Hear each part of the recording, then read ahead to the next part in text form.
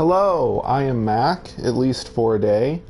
This is Chill Discussion and Exploration Livestream number 15. This whole livestream series is... Whoops, that's not the guy I want to talk to.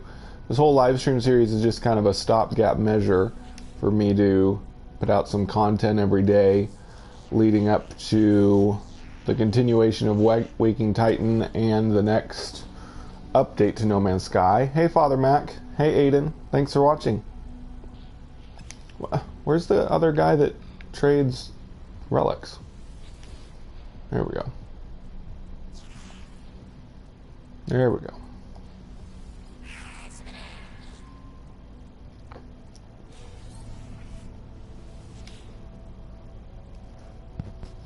It's kind of...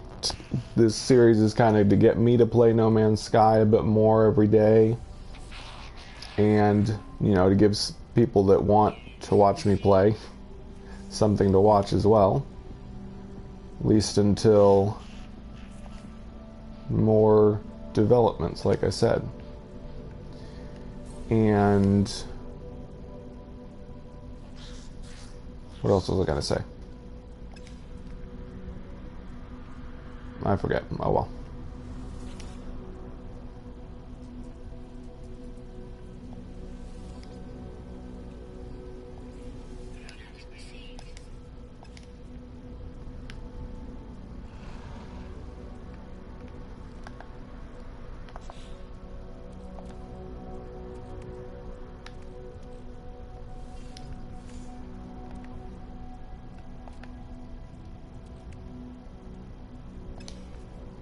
Okay, heading back to the planet I've been exploring.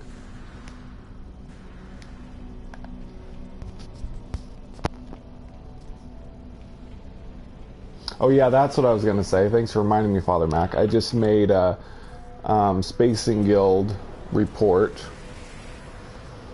Since there was no Waking Titan developments, I just did a Spacing Guild report. And so they kind of get caught up on all the new members and people that have ranked up. And I also mentioned the Pearl Nip Hub project that the Spacing Guild members have been doing, and also the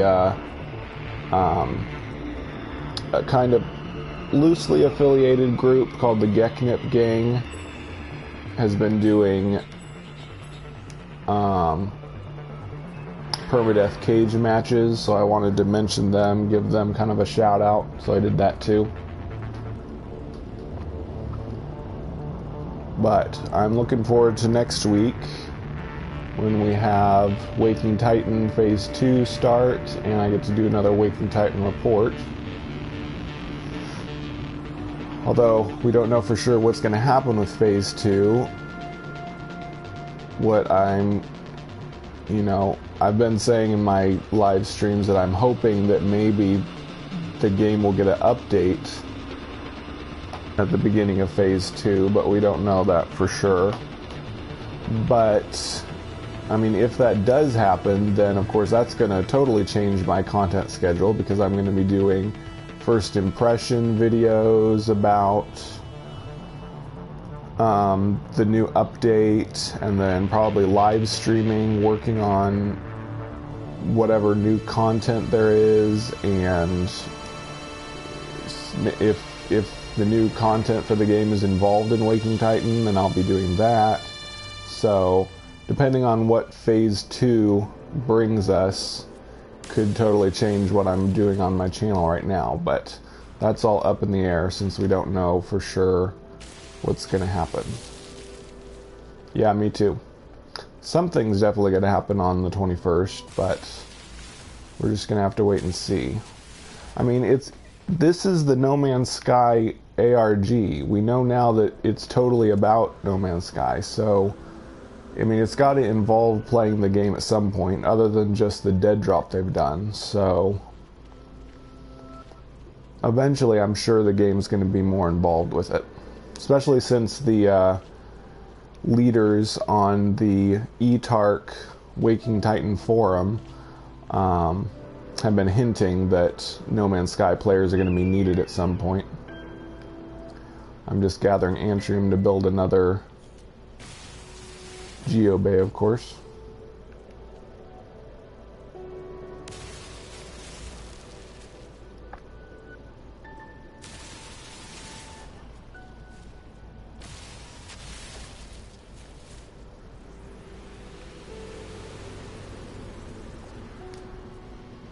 Hey, Peter.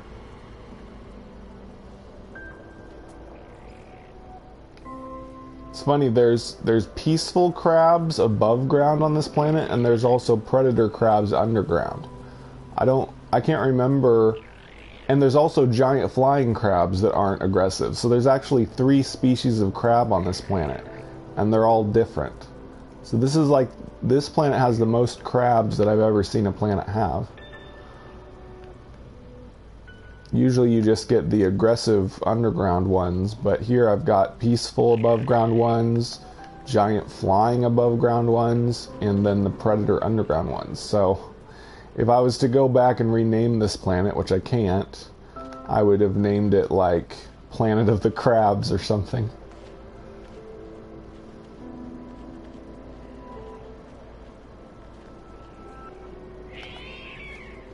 It's also got these dinosaur type creatures. Well, actually their heads look like anteaters, but their bodies are basically diplo bodies, but they don't have long necks. So let's see. Still need 20 more Antrium. Maybe over by this question mark.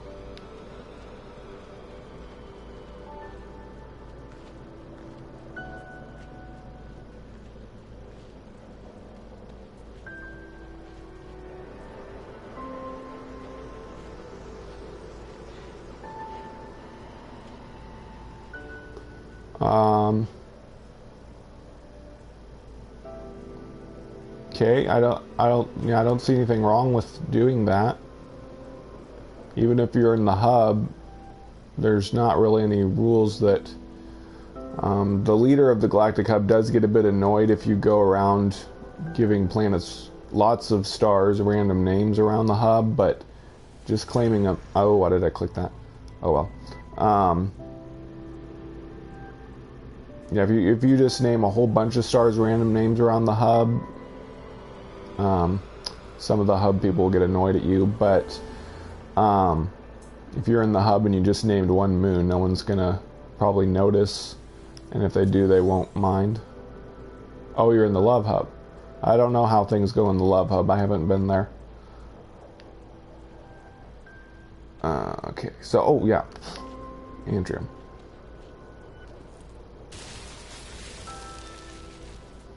One thing this series is definitely demonstrating is how easy it is to build a geobay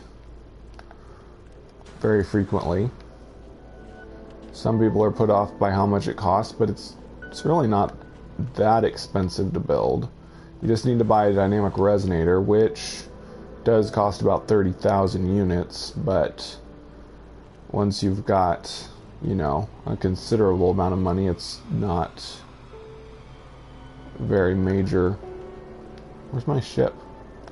Not a very major purchase. And then you just can farm the Heridium and Antrium.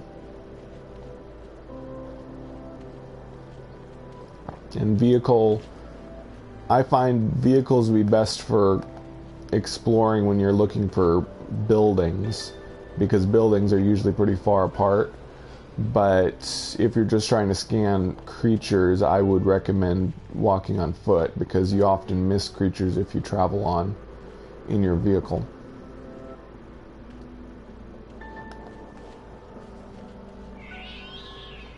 Oh, you built a base in someone else's system. That's not good, because that will make other people that visit either not able to see your base or not able to see his base. So I would recommend moving your base and just keeping that star, keeping its location like keeping coordinates for its location so you can go back there, or use the terminus portal to go back there, but it's really not a good idea to build your base in a system with someone else's, since it blocks people from seeing it, either yours or his. Nope.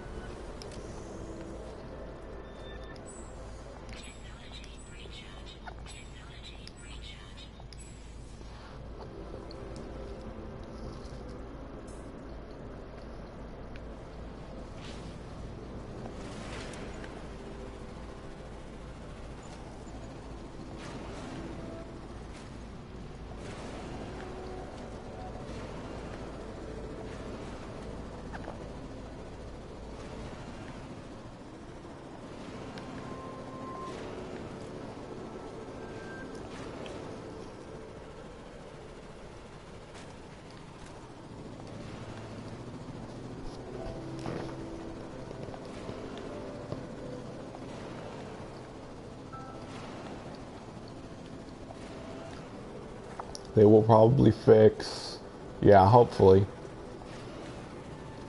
they'll expand the memory of the base share system, because we need to be able to have neighbors inside the same system. Hi Skytanic, thanks for watching.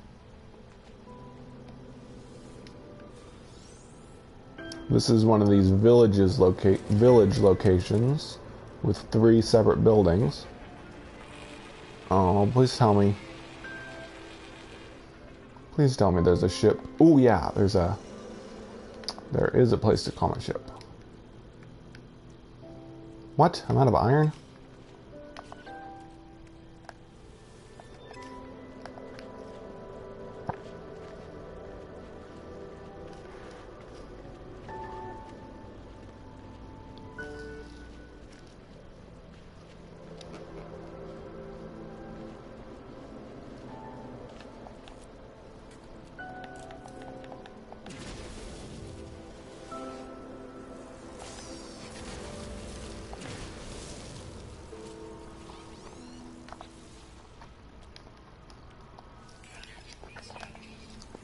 Since there's probably NPCs in these buildings, I'm calling my ship so I can trade Gek relics to them.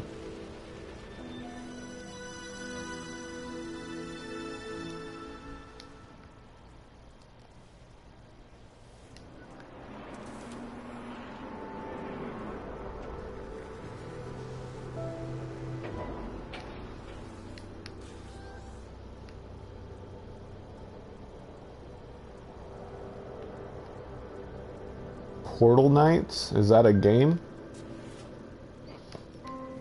I have not heard of it.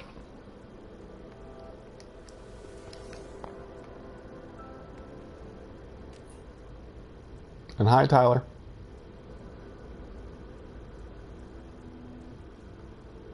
Cool.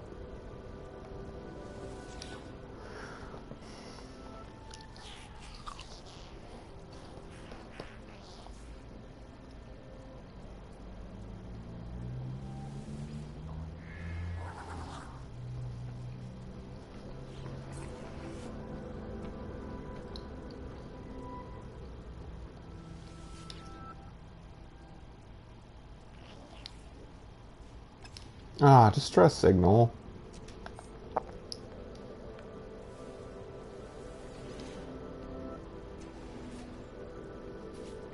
Cool. I'm getting Yonder, the Cloudcatcher Chronicles on, it's coming out Tuesday. I already pre-ordered it. I don't really have any more money since I'm off work to get anything else, so I'm not gonna get anything else. I'll probably play Yonder Tuesday, Wednesday, Thursday, and then of course Friday is when Phase 2 of Waking Titan continues, or starts. I'll probably be tuning into that mostly. No. In fact, there's really not many games that compare to No Man's Sky. No Man's Sky is a new type of game. It has similarities with other survival crafting type games, but as far as having infinite places to go to and huge areas to just wander around in, it's not on the quite, it's kind of at a different level than a lot of the, ooh, I'm getting close to being done with the Gek language. What does he want? Oh, it doesn't matter.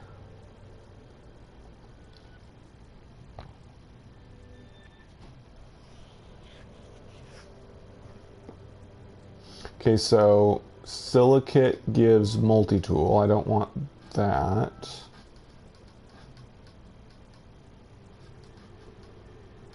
Isotope gives some other blueprint. Oxide gives ship blueprint. I guess I'll go with isotope, since it's the least rare anyway.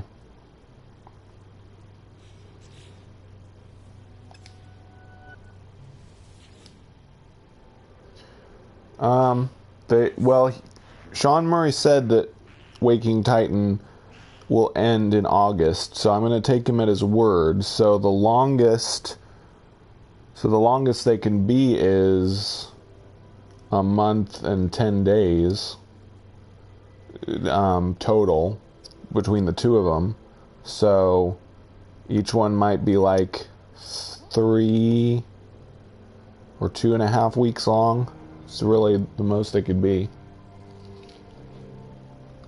Yay, nanites.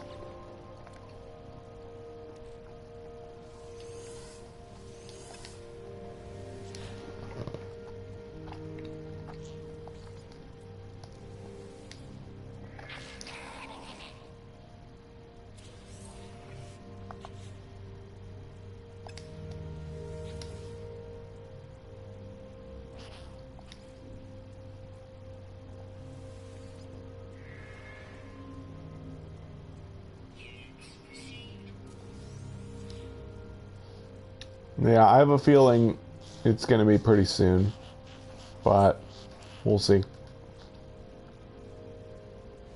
No.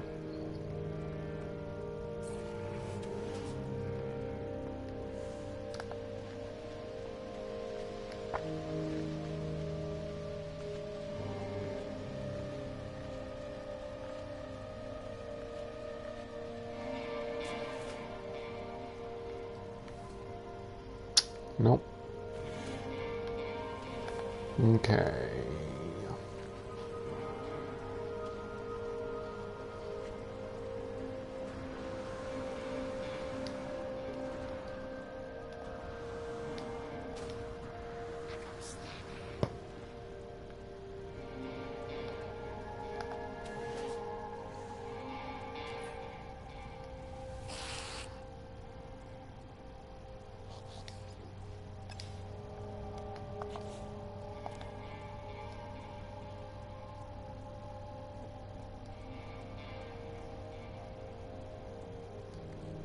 Yep, that's what a lot of people say.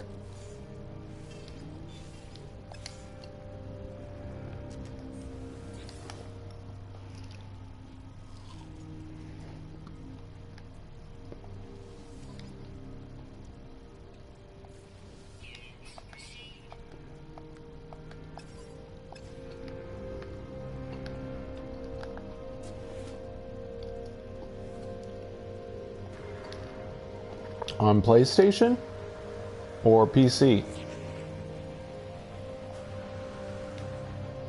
I'm not experiencing any lag on my PlayStation.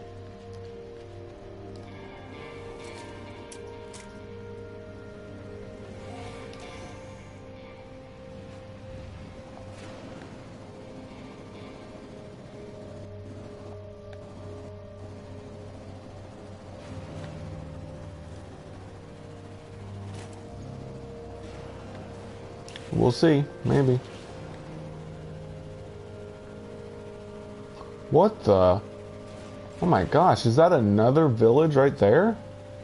Oh my gosh, this planet is crazy. I just left a village right over there. And here's another one. Wow. This planet has such high frequency of buildings. Guess I'll see if I can turn in some artifacts here too. Glitchy? Well, I get some glitches on PS4, but it hasn't been too bad.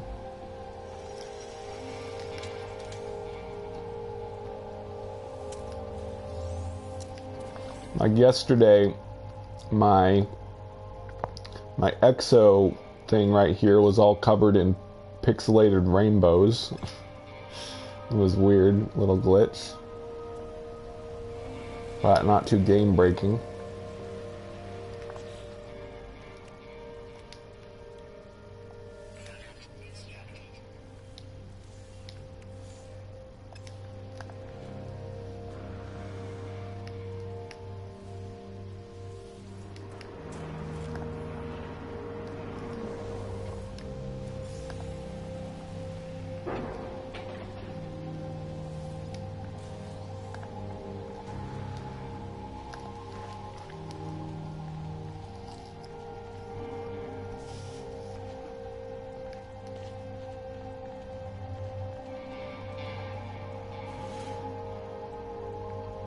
Aw.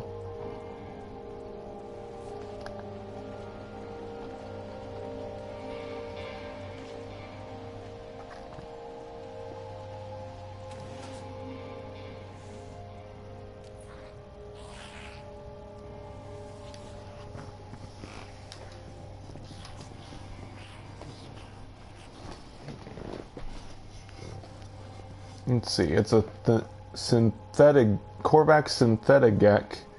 Unmasking peril. Isotope required. Help. Korvax blueprint reward.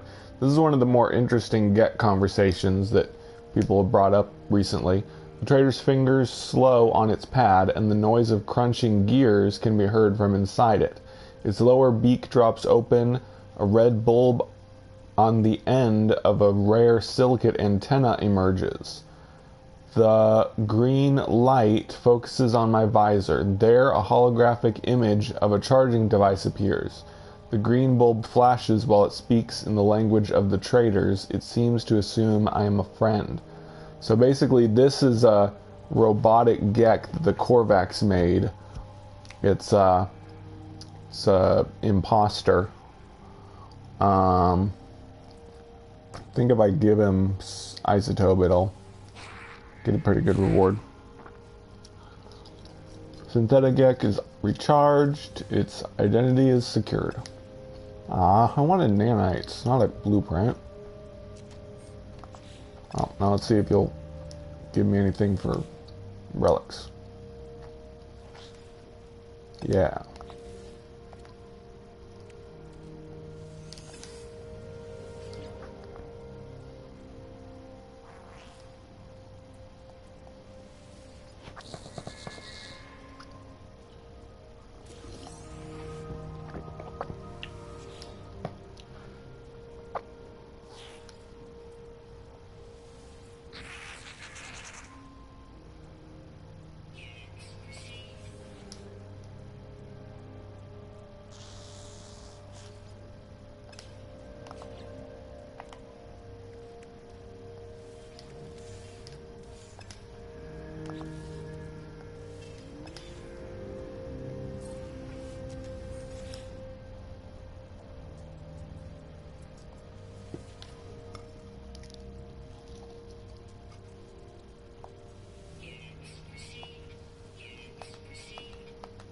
Okay.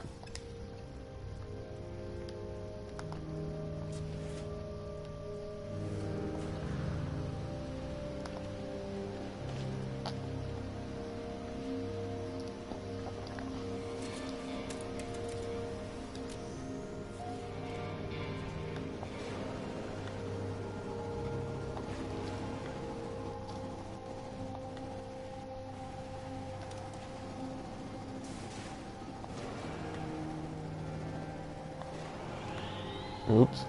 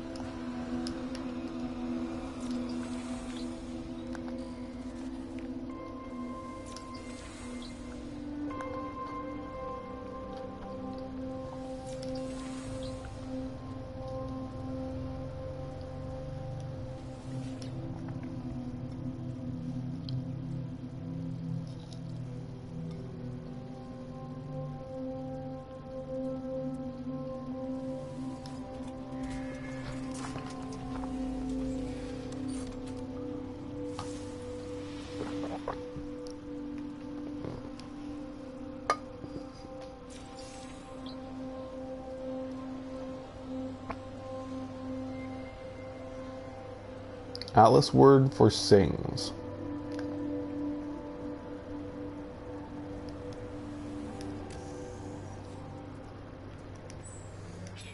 Uh-oh. Starting to run low on plutonium. Have to grab some as I pass it.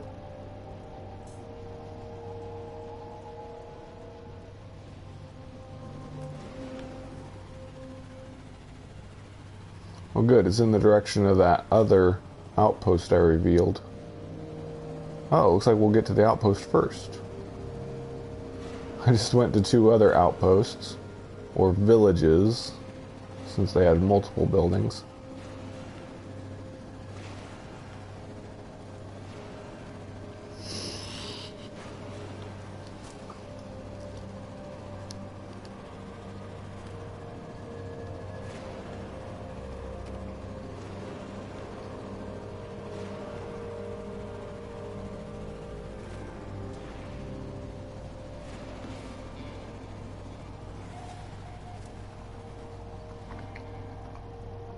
I'm on normal PS4.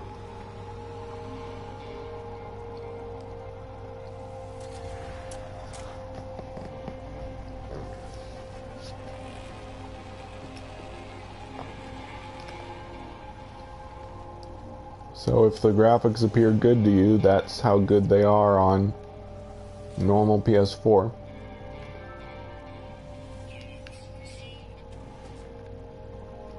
And if it looks bad, it's probably because of the video quality. Because to me, the graphics look really good here.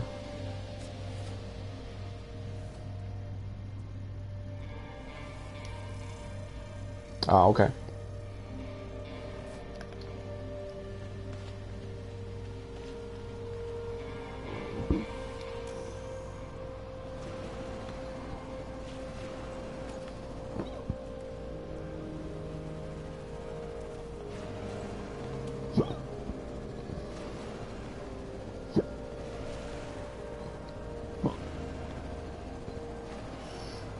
One second.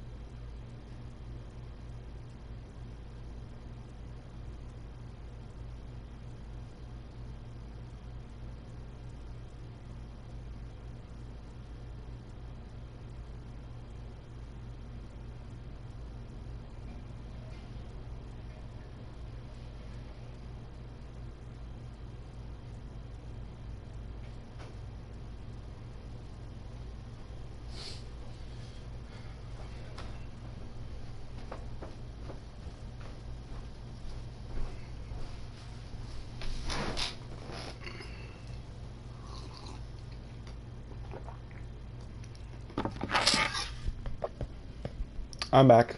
Hey, new math.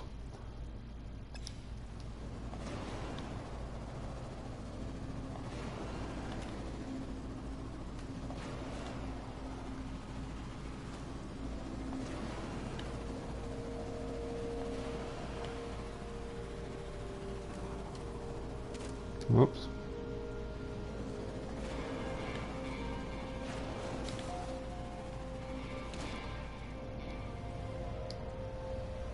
Probably go a lot faster if I didn't stop at every building, but I just like collecting loot and stuff. Hey, Rick.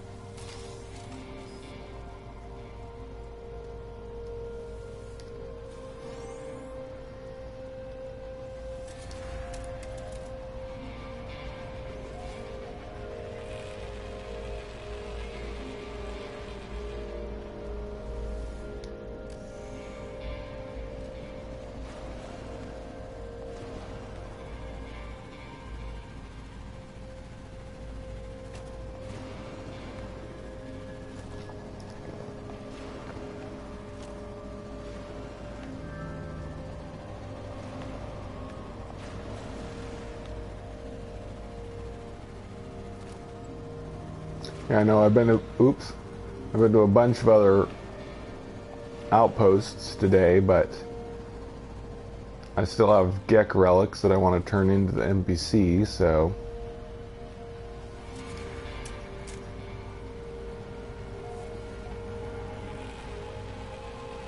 Awesome! That's great, new math! Congrats! Oh, thank you.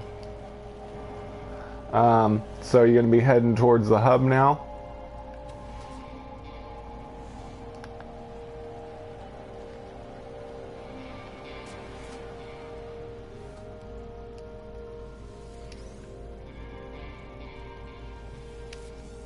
Cool.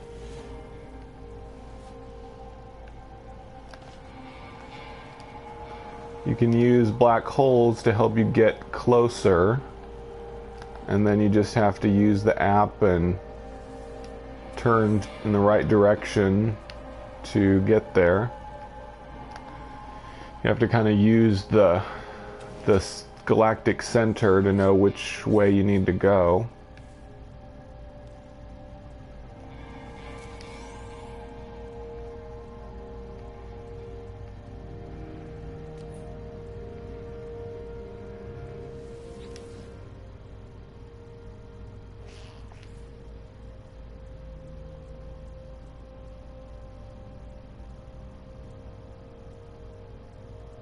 Oh yeah, give units, of course.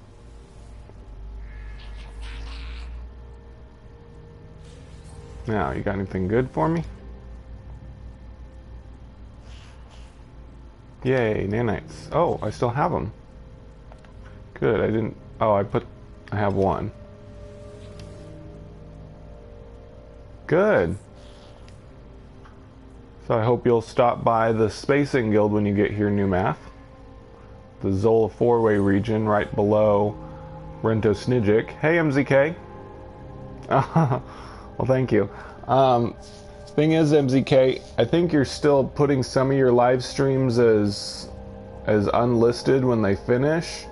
And so I always worry that I missed one of your live streams. I can never go back and watch it because they're not listed after you finish it. So I have no idea how many live streams you've done or if I've missed any of them. Because I really like your live streams too. Okay, good.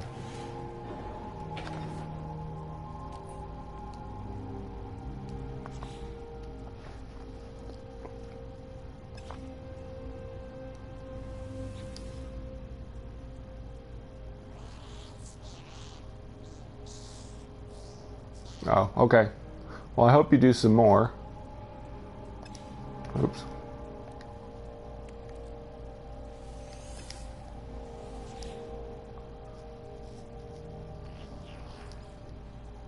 Once people realize you do live streams a lot, they start to show up a lot more frequently.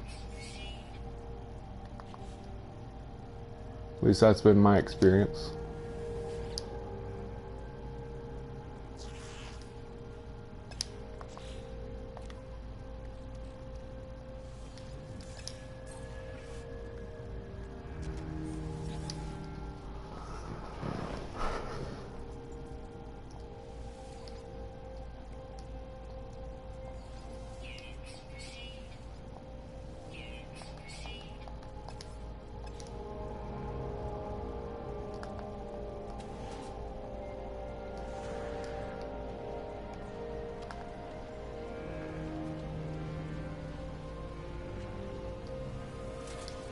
Hey, Gavin.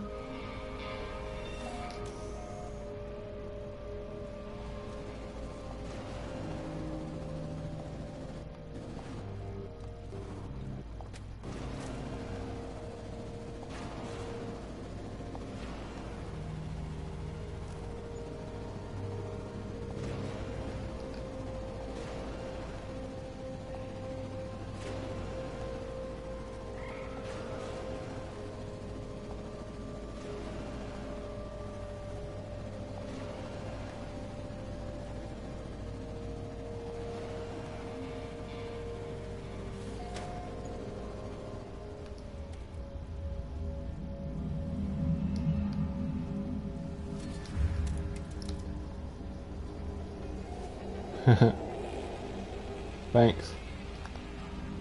Yeah, I enjoy the grasshopper, as I call it. I named my nomad grasshopper. So I like shooting off ramps, flying through the air.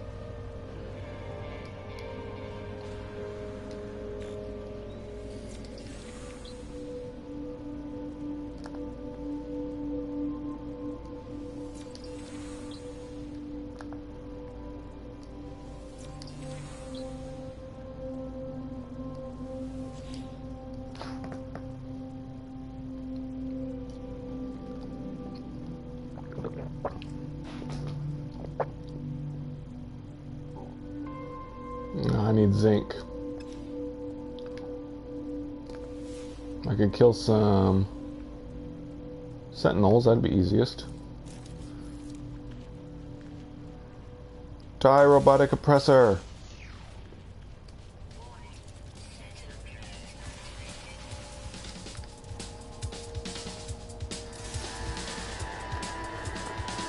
I guess I should check the canisters for nanites.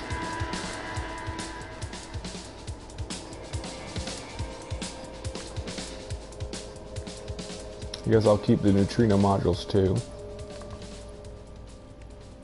More loot.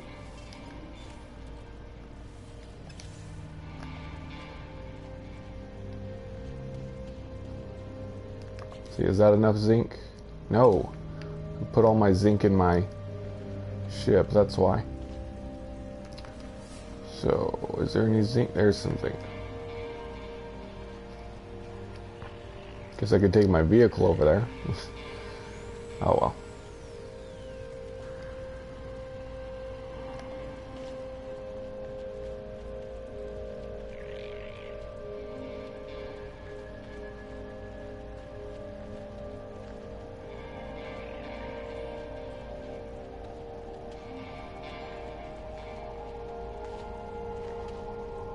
Good. Hey Pippin Plays. Thanks for watching.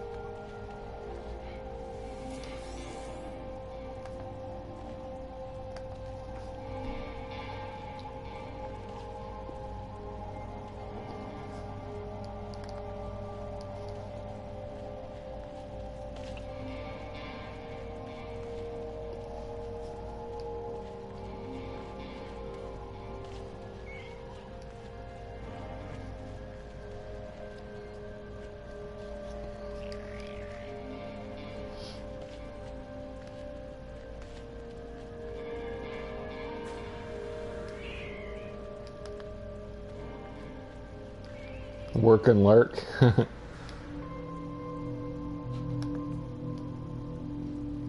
Oh, yeah.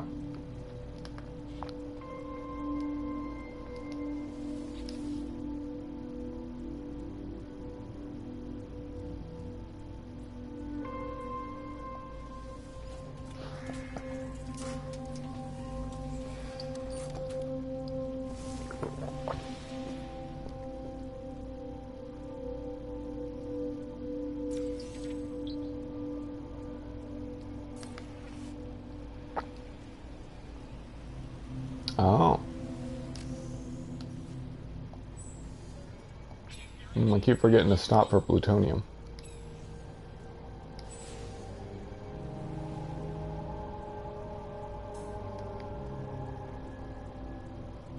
Is that going to be the one I just came from? I bet it is. Oh well, we'll see.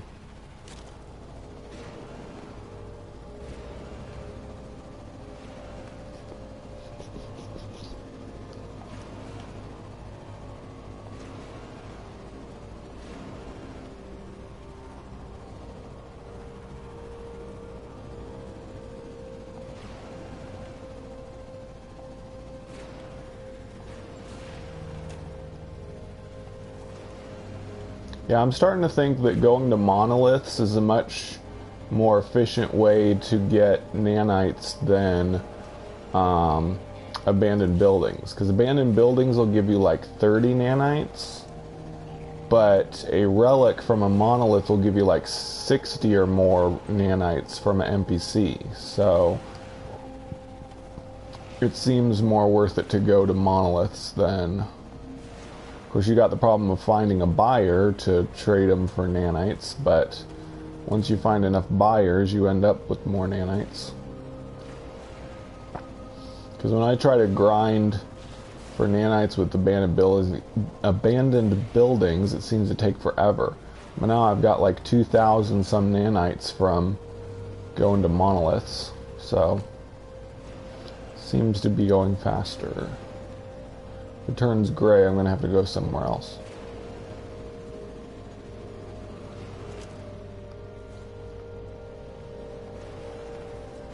Yeah, I got to remember to stop for plutonium if I see any.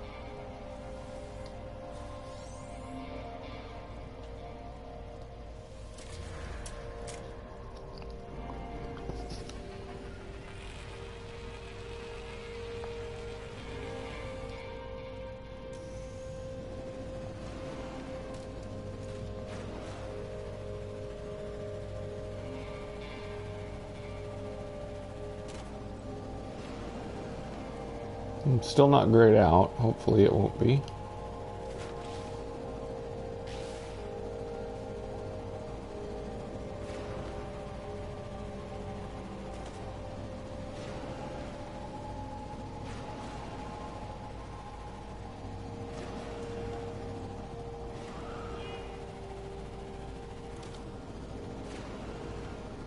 Yep, it's grayed out. I knew it. I knew it. So, I'll have to go to a ruin instead.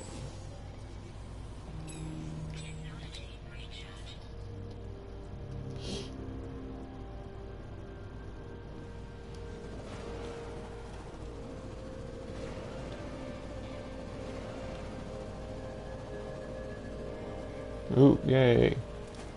That's another word. Remnants of Lavenimu.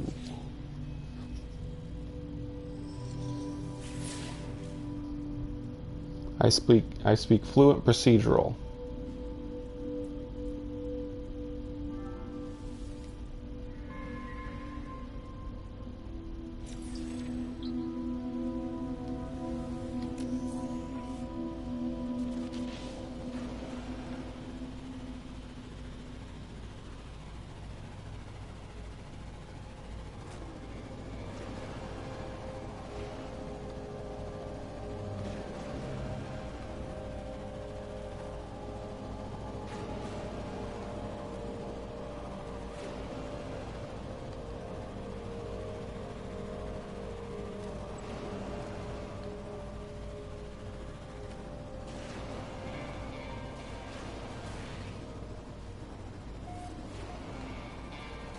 Oops.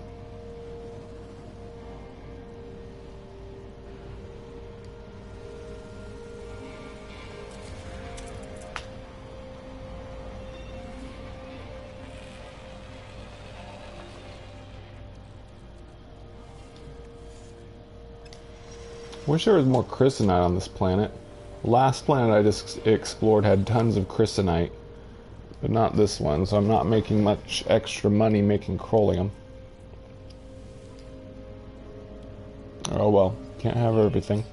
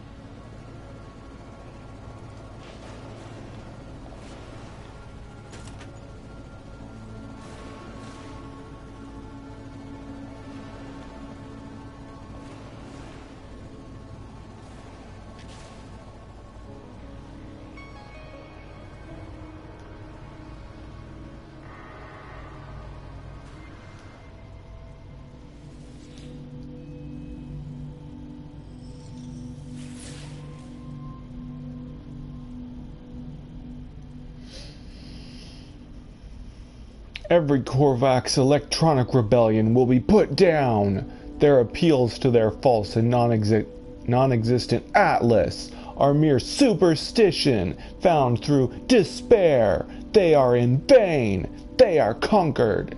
The breaking of the uprising shall know no mercy. Endless shall be their suffering.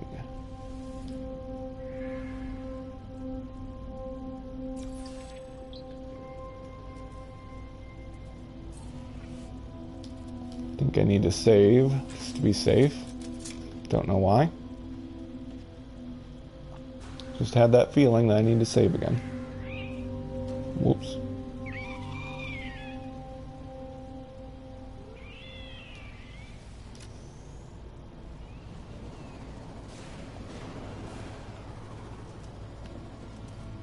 I really need more plutonium. This planet seems to be really lacking in crystal resources.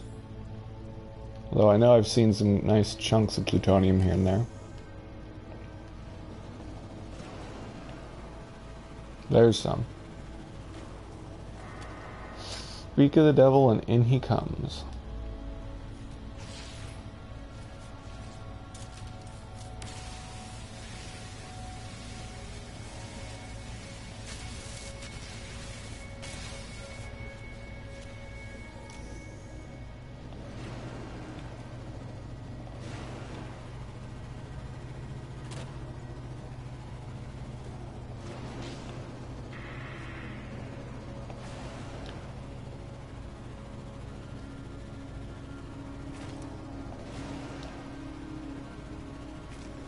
Here we go. Now we're finding plutonium.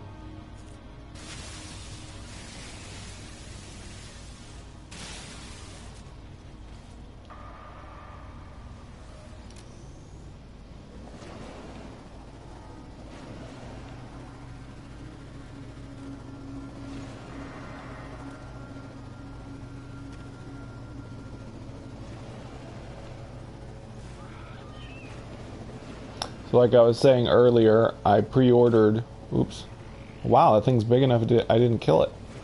I pre-ordered Yonder, the Cloudcatcher Chronicles.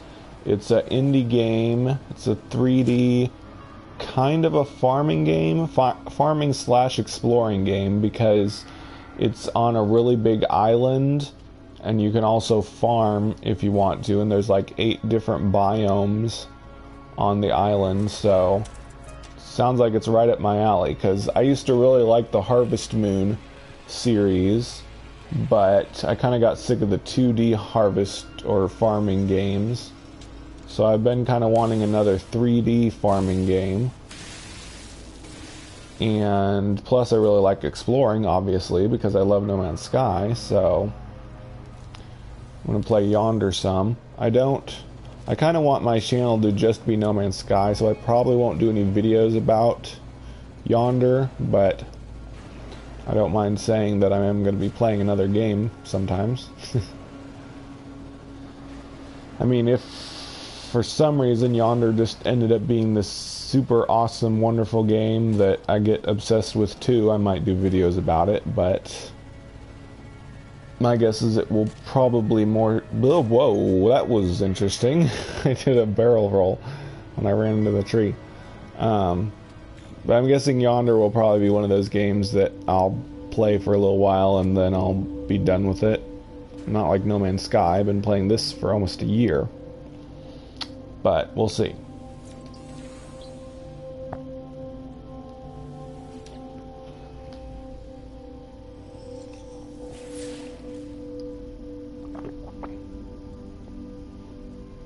The galaxy is vast, but it is knowable, and it can be conquered. It shall be subjugated. The rising tide of the first spawn will sweep away any that oppose it. These tablets are our testament for all time. I think that might have been the last of the messages in the Gek lore. So after this it should start over.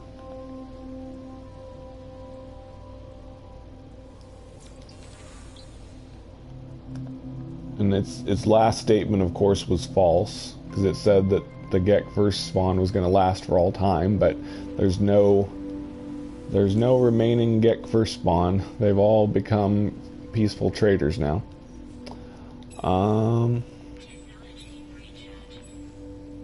Okay, let's try Monolith again, and hopefully it send me to a new one. Yeah, that looks good. Probably a new one.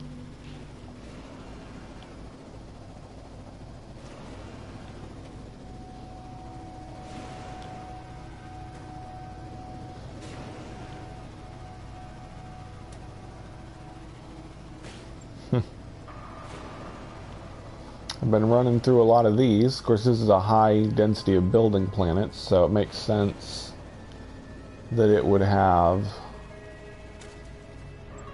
lots of habitable bases too.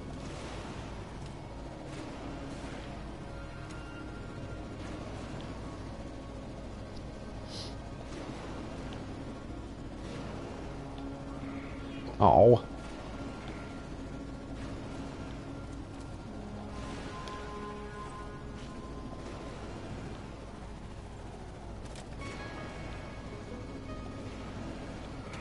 Ah, I hate that. Poor creatures, they're just massacring all of them.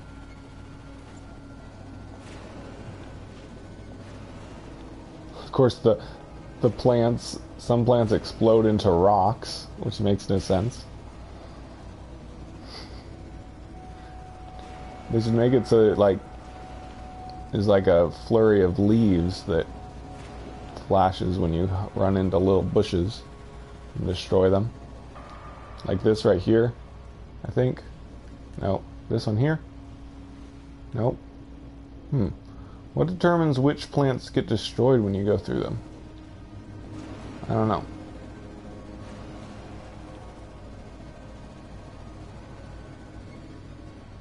There we go. See that plant?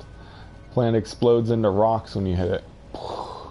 Maybe it's because I'm uprooting it and the dirt under it is flying through the air. I don't know.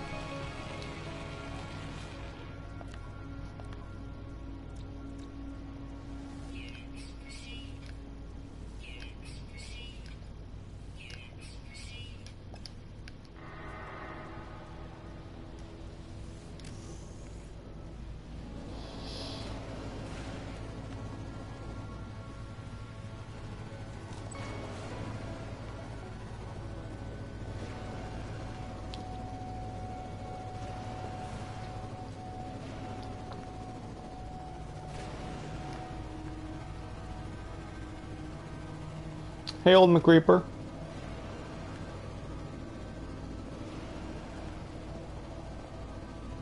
Yeah. Yeah, that would be pretty bad if animal bodies exploded when you killed them. A la Fallout series. That would be pretty gross. That's definitely not the kind of game they were going for.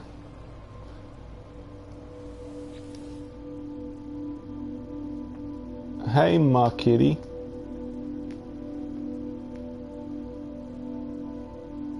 Further terrify the creatures.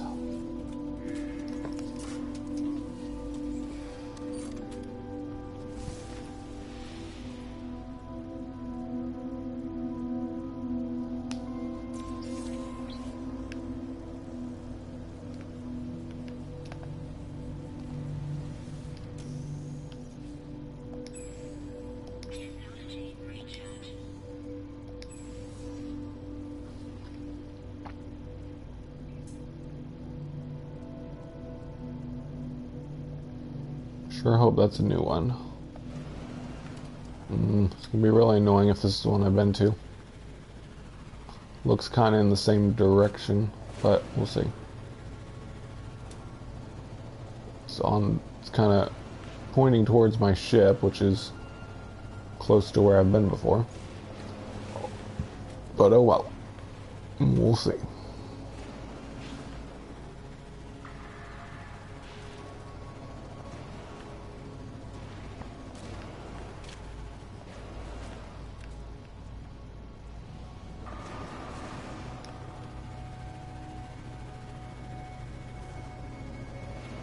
Hey, Old, did I make a mistake in my Spacing Guild report? I said something like, I thought you had participated in a cage match. Is that true, or was I remembering wrong? Because I thought you said that you were going to be in a cage match, but maybe you were just saying that you were going to watch a cage match. Did I get that wrong?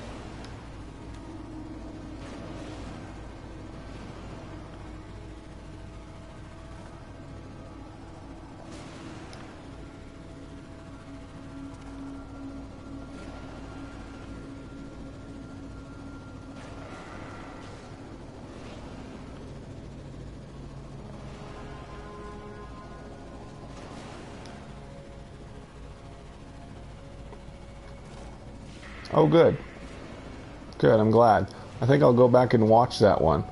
Is it true there's only been 3 cage matches? Because I only saw 3 of them on the Geknip channel.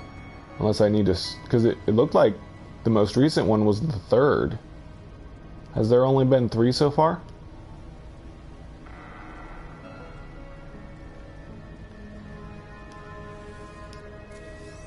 Are they like once a week or something?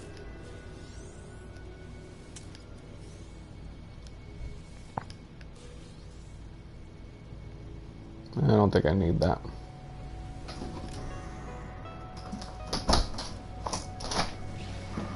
Hi. Well, I think I'll go back and watch your match, McReaper.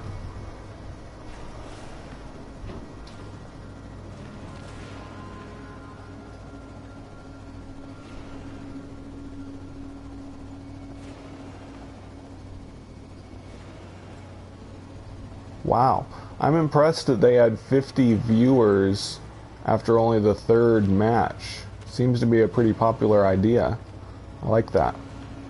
Of course, you've got like the pool of all of the people that watch all of the streamers kind of included, so kind of makes sense that they were able to, you know, get people from all their fan bases or whatever, but still, for 50 people to be watching No Man's Sky live stream all at once, that's pretty awesome. I'm glad they came up with that idea.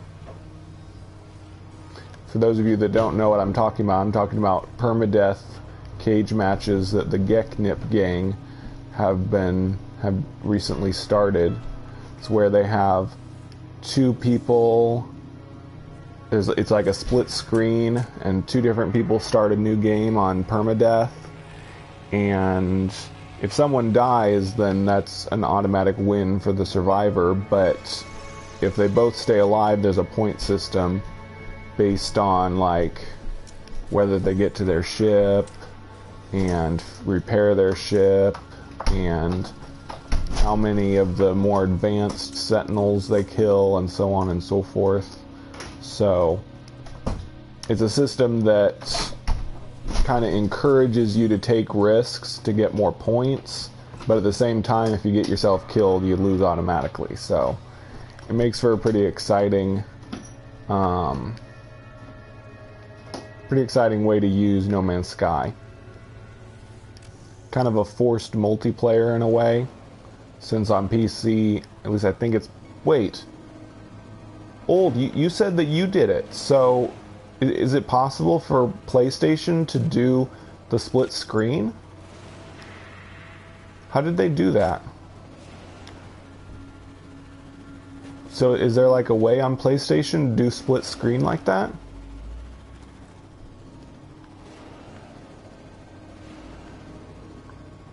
Oh yeah, they've all been decided by KO.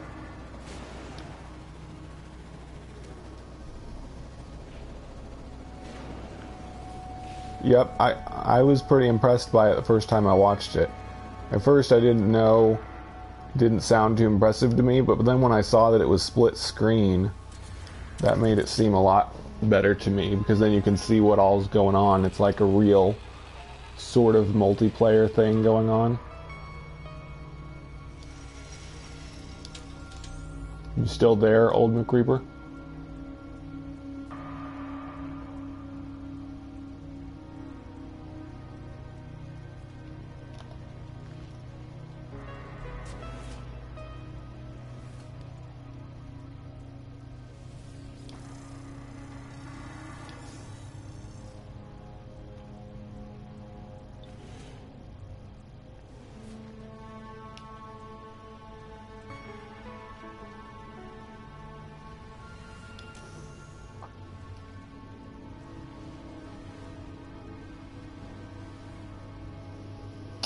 Oh, I get it. Okay, yeah, that makes sense. As long as he... Oh, of course, since you're on YouTube, all he has to do is pull up your YouTube channel on a browser and put it next to his, and then he records his PC's feed. Okay, that makes sense. Dang it! Another monolith already been to. Guess we'll go to an abandoned building. I get it. That's pretty cool. That's a pretty neat trick. So all he's got to do is have you stream on YouTube and he can pull up both. That is pretty clever.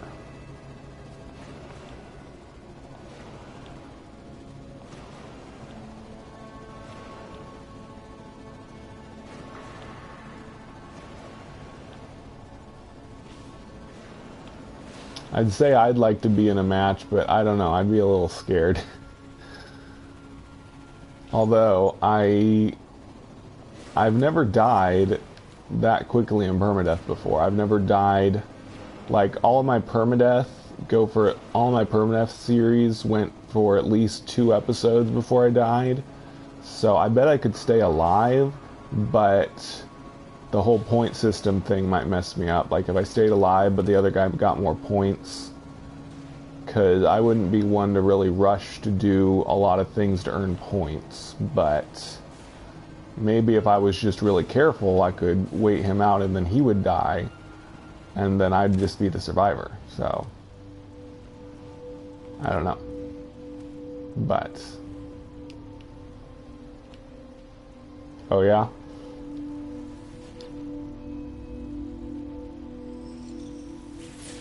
Ooh, the Anlinumela fragment.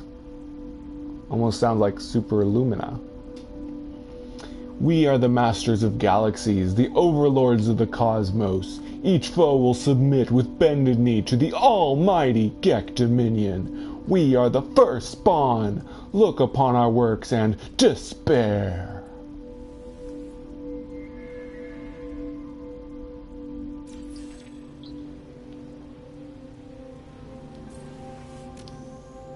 Yep, it's pretty new, unique thing they started.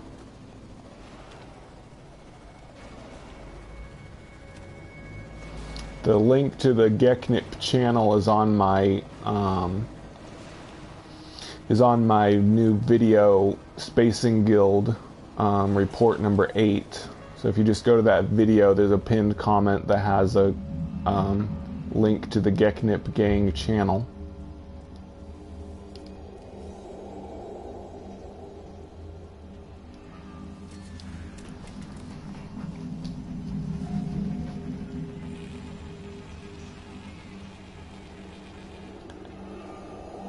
I tried just searching for Geknip gang, but YouTube's search is very biased. It only gives you the most, it puts other stuff on top that's more popular, more frequented. And so even though, it'll skip the things that have Gek in it and stuff that are more popular videos before it'll go to their channel. So that's why I provided a link, so that you don't have to do all the searching. Oh yeah, so we're into this storyline. I kind of wish I would have read the other one. The red giant consumed itself. The interactions between spatial shearing zones in the system are causing the formation of a singularity. Space-time is becoming malleable. I am unable to depart. In the ashes of a dead world, I exhumed the corpse of the ship that had sent a message to me across the millennia. The ship that knew my name. Crushed and warped by unimaginable forces, I could barely recognize it. But I see a corrupted Odvinsko hyperdrive, a cryopod, the same as my ship's. My vessel is buried here. The voice is mine. I am warning myself. So that's the little bit of storyline that people linked to the Waking Titan cassette that talked about being alone in a space between worlds, and that your own voice would talk to you soon, telling you of a puzzle at the heart of reality that needs to be solved, and that you shouldn't listen to it. Which is exactly the opposite of those of us following Waking Titan are doing, because Elizabeth Lighten is telling us that we need to help her solve the mysteries of reality, and if we follow along with that, we're doing the opposite of what the voice warned us not to do. But oh well. Hey, New Math. Welcome back. Hi, Scott Ross.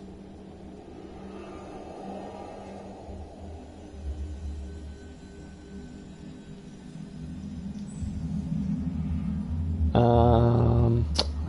I try another monolith, it'll probably be just one I've been to, so I'm going to do a few abandoned buildings, see if I can get far enough away. Keep going towards my ship, though. I want some way to get farther from my ship, so that I'm not in an area I've already been to. Oh well.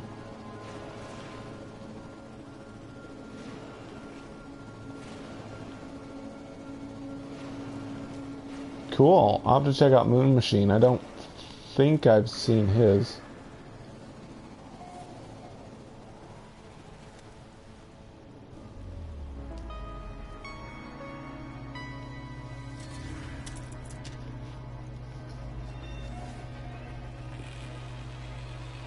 Oh, I need plutonium.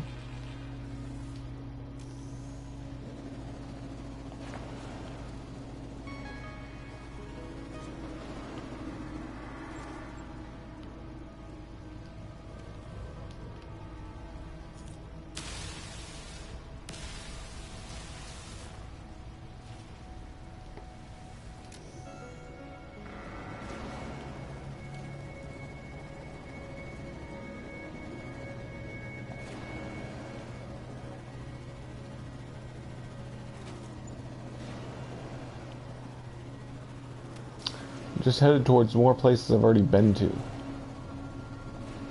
I need to go somewhere far away that isn't where I've been before.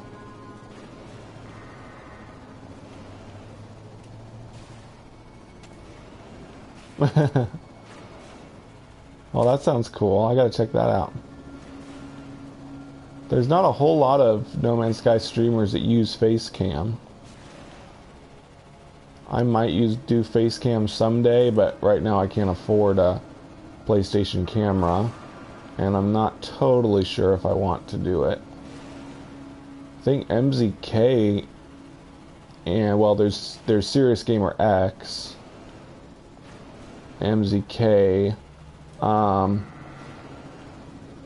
Did Cobra use face cam? I don't think he used face cam when he live streamed. I know you can see him on his podcasts now. Didn't used to be able to. But yeah, there's not a whole lot of No Man's Sky streamers that use Facecam. Hi, Mick. Thanks for watching.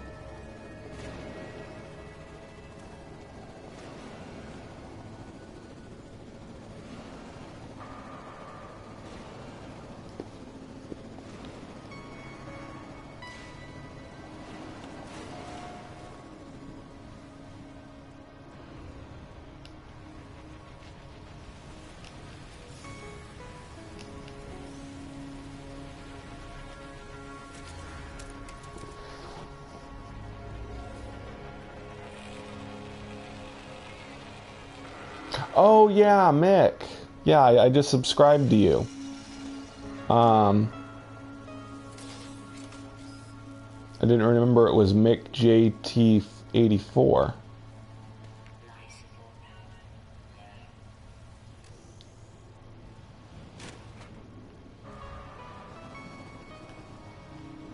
Well, you also got 20 points, so you kind of earned your victory.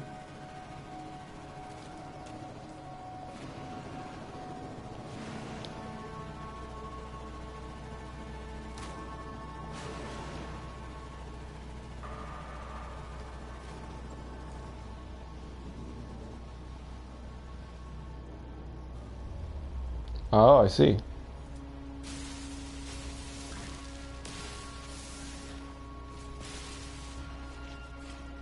I've always done commentary except on my instrumental videos where I just turned off all sound effects and just played with the music on max to kind of enjoy some of the new songs that came with the Pathfinder update. But mostly all of my videos are like how-to videos and... Uh-oh, I'm gonna sneeze.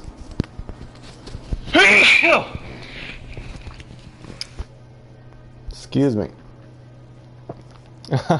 No hood permadeath, wow.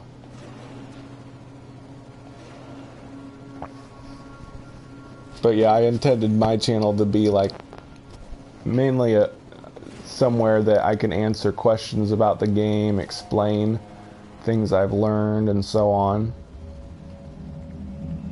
So that's my style. Oh darn. Okay, I'm gonna have to go ahead and load a save because I'm getting the glitch.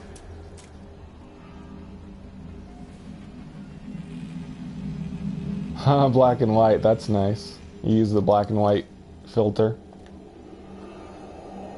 Here we go.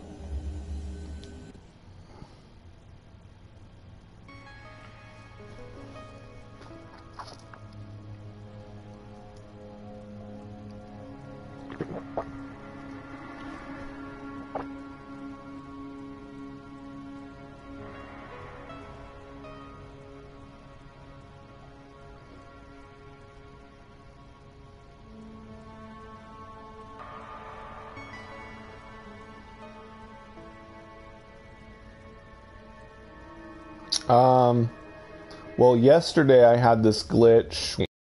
This exosuit right here was pixelated with like just rainbow pixels. What's the term? Rainbow pixel. I hate it when I forget words. Texture, rainbow pixel texture all over it. And I've gotten other weird ones, like you see that icon right there, the waypoint icon when you save, the Revel Wetlands. One time there was like rainbow pixels around that. It's like every time I saved or every time I used a waypoint, I would get this weird rainbow pixel icon. And that lasted for a little while, but those kind of glitches seem to just wear off on their own sometimes. Oh, the other glitch. The other glitch I was talking about was the glitch that launches you out of your exocraft. If you spend like over an hour, it seems, riding around your exocraft, eventually it starts ejecting you into the air when you get out of it. And I was starting to see signs that that was happening again. There's another cage match tonight? Yeah, definitely. So, is there like a schedule? When are they gonna go now?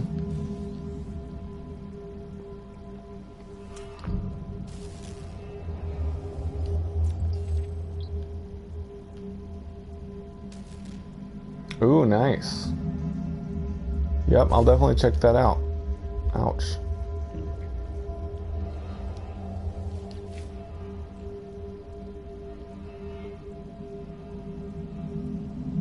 Yep, that was the end of the abandoned building lore. Now I've started over from the beginning. Last match of the first round? Oh, that's cool. So it's like a... Is it like a tree matchup thing? Where the winner fights winner in the next round or something?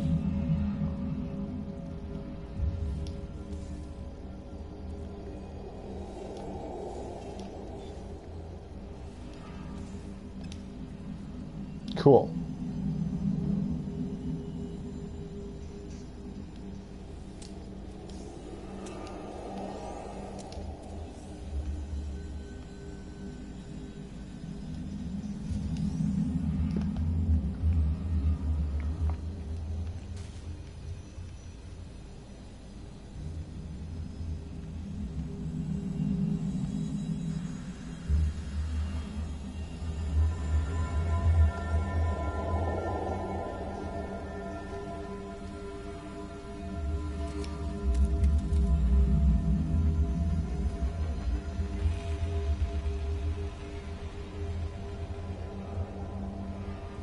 Well, thanks.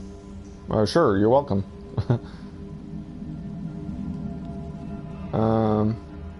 Okay, so I guess I'll try another monolith. I hope it doesn't just give me one I've been to.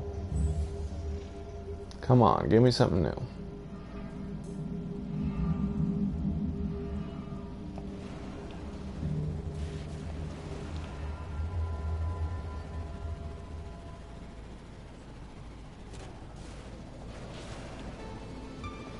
Yep. Yeah, I turned my sound effects way down a long time ago because they get really annoying. Yeah, my music's at 70. I usually stream at 70. Sometimes I'll turn the music down to 30 for videos.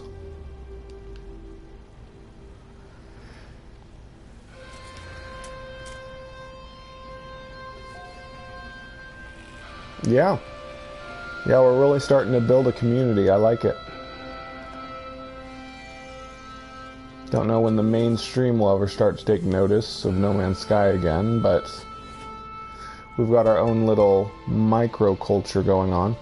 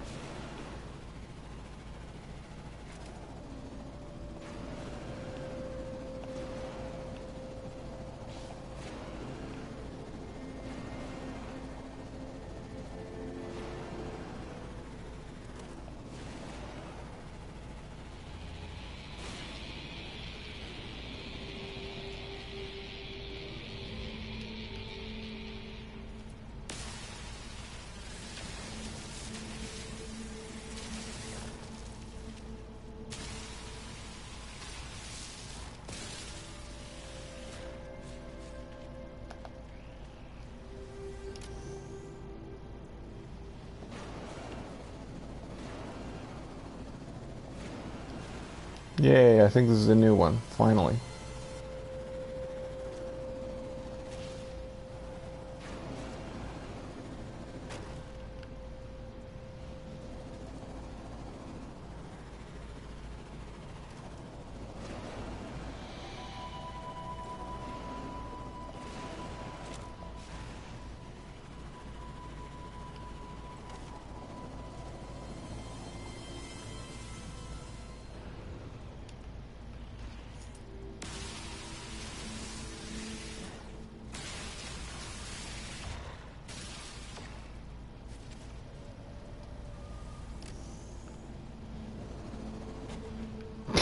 Of course, I run right into the skinny little tree.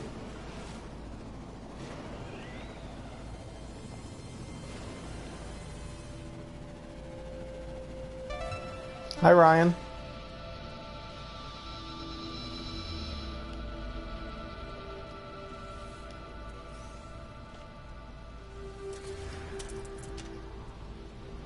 Yeah, well, they won't. They won't fit in this exocraft, that's for sure. For one thing, I don't have any weapon that could collect resources. If I put a laser in this exocraft, there'd be no room left. And if I got rid of any of the other upgrades, then it would mess up my exploration and traveling ability. So, yeah, I'm not collecting resources with the exocrafts itself. I have to jump out to collect stuff. It's kind of a give and take with the different exocraft models. This one's best for traveling. Roamer is better for gathering. And the Colossus is just so slow and clunky that it's not really good for anything. It's only good for, like, storage at your base. They really need to make it more maneuverable and a little faster, and then it might actually be useful. But, nah. Currently not.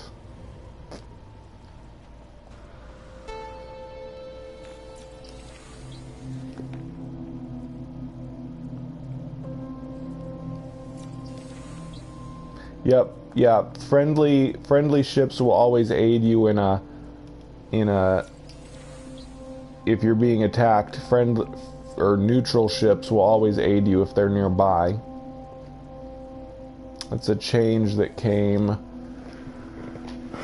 I want to say, I'm pretty sure it started way back in the Foundation update. Didn't used to happen, but after Foundation I think it started. It doesn't matter. I'll drink the grosser one this time.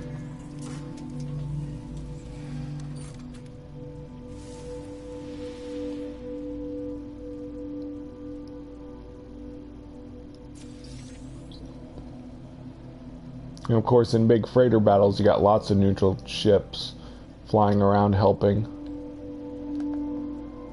But that's why you shouldn't use the laser in freighter battles, because you're likely to auto-target friendly ships and then get a wanted level.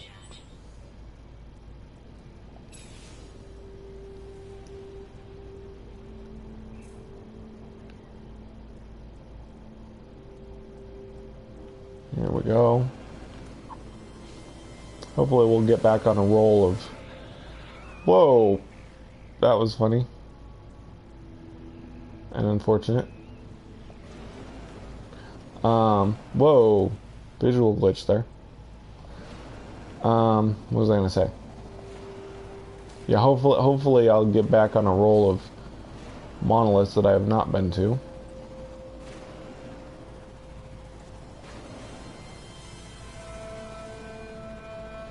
No, once you buy a freighter, you can buy up to 6 ships. But you have to be in your freighter to buy a ship without trading in your current one. So as long as you have a hauler and you're in, or sorry, as long as you're on, as long as you have a freighter and you're in your freighter, you can buy up to 6 ships.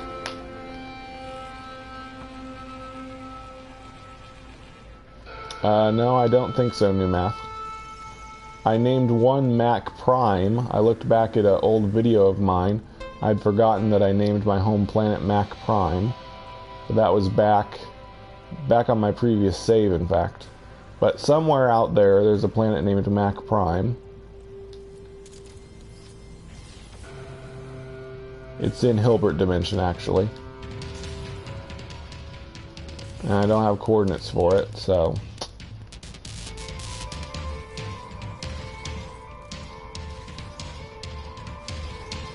Won't let you what? Oh, won't let you buy another ship? It should. You sure you only have 3?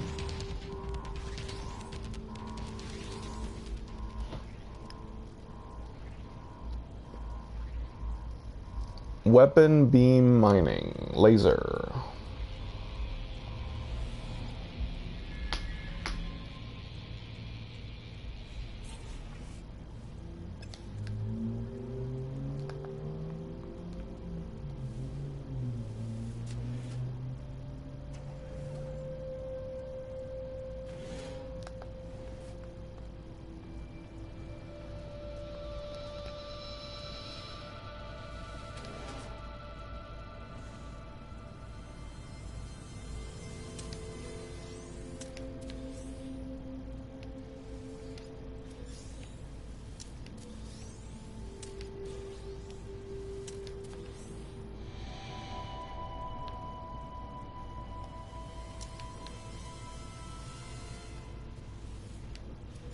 I love these treasure rooms.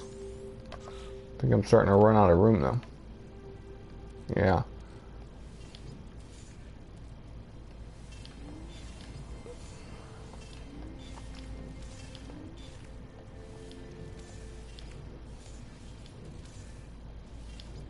Let's go ahead and throw everything in there.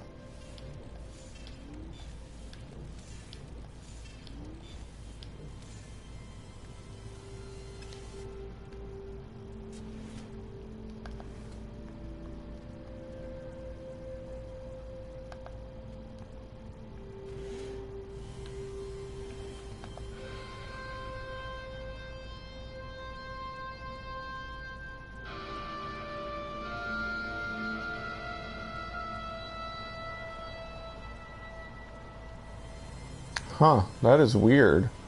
Sounds like some kind of weird glitch. I don't know.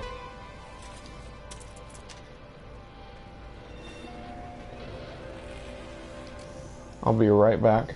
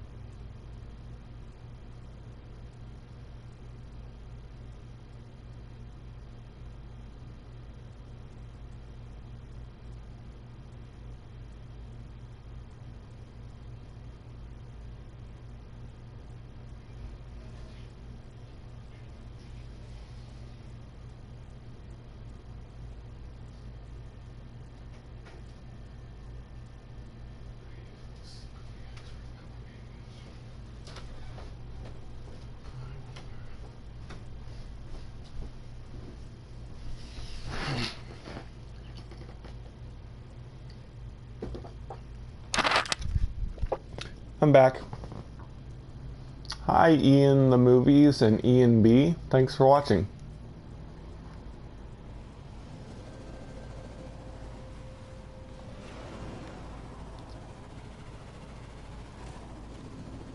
Weirdest.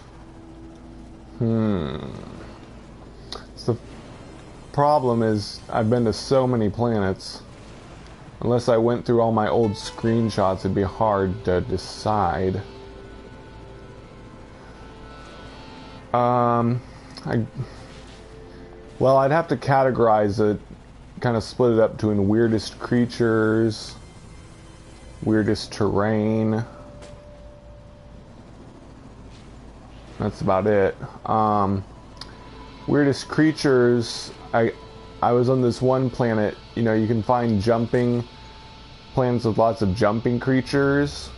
This one I was on had like so many different of the jumping jelly bean or jumping, yeah, basically I think that's what people call them, is jumping jelly bean ones.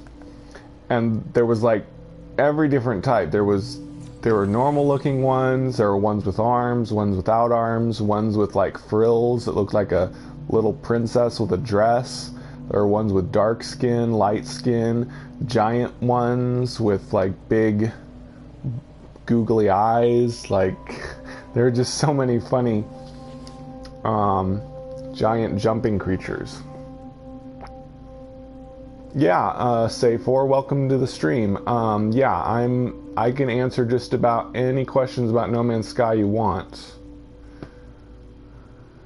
I'm trying to become the lead expert of No Man's Sky. Thanks. I have been in the Eve Star Sea Citizen. Oh, the stream's going too fast. I can't read all you're saying. This game, yet everyone I see in this game I like. So was wondering, is this game better than the other three? I didn't see what the other three games you said were. I saw Star Citizen and some other stuff. See what laser beam to the torso does. Yeah, really, I don't think any other games really compare exactly to No Man's Sky, because they all have different gameplay loops and different things that they concentrate on. Yes, they may be space games, but No Man's Sky is more about discovering all kinds of weird life and and stuff on planets. Elite Dangerous doesn't have any life at all on its planets. They're just all dead rock and not really beautiful sights. No Man's Sky is probably the one that mainly concentrates on providing beautiful sights in the game. Star Citizen, I don't know much about, but from what I've seen, it has foot combat and space combat and like city building on planets, but it doesn't really concentrate on really beautiful looking vistas on planets and stuff. And I don't know, oh, Eve, I don't know anything about Eve Online. I've never seen anything, so I don't know how to compare it. But that's kind of No Man's Sky's niche, is creating really beautiful planets. Like this right here, you can see other planets in this star system from right here. Then you've got these beautiful plants and colors and everything. So No Man's Sky is really an eye candy game. Eye candy sci-fi game. It's like sci-fi book covers and stuff. So if that's what you prefer, if you prefer a space game that has really beautiful sights, then that's the No Man's Sky niche that other games don't really provide. Okay, let's try for another monolith.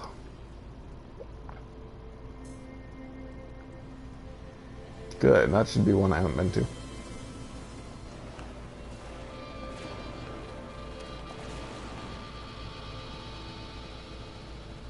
You can build on planets, and yes, you can have a freighter. Here, I'll show you. I have a space freighter that I can call. See, it just warped to this planet when I called it. I have a base, a very small base. I haven't really built much in my freighter base. But yeah, you can have a freighter that has a base on it, and you can also build a base on a planet. And bases are mainly for storage of items. You can grow a garden with hydroponics, like kind of like a hydroponics lab, and you can sell the stuff you grow, or it's just for having cool looking base and all that. They also added vehicles, so we have vehicles on planets as well. That's the three main things they added since the game first came out. Base building, freighters, and vehicles. But the original game, when it first came out, it was just about flying to different planets, checking out all the cool sites, collecting some resources to upgrade yourself. That's about it. At least so far. They're going to have another update in August, or by August, before the end of August. We're pretty sure. So no telling what new features they're going to add in the next update. I'm not trying to ignore all of you. I was just on that tangent. I'll try to read what everybody's saying now.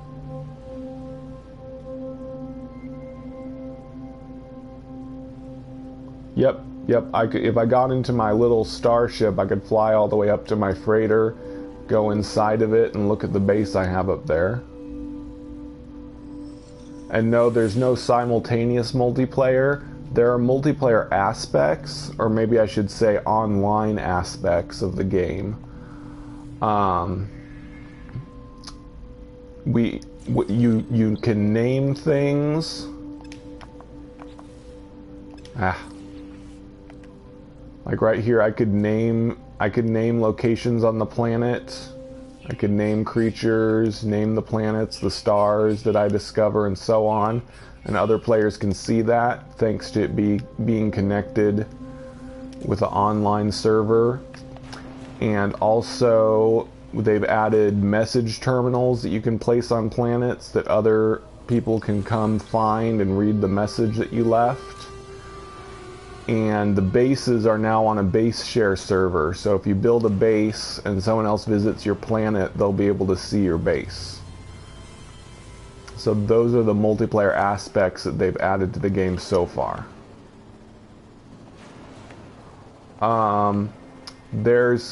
It's mainly just lore right now. There's not really present day storyline. There's a lot of ruins that you can read lore at about there's 3 main races, alien races of the game. They each have their own lore line.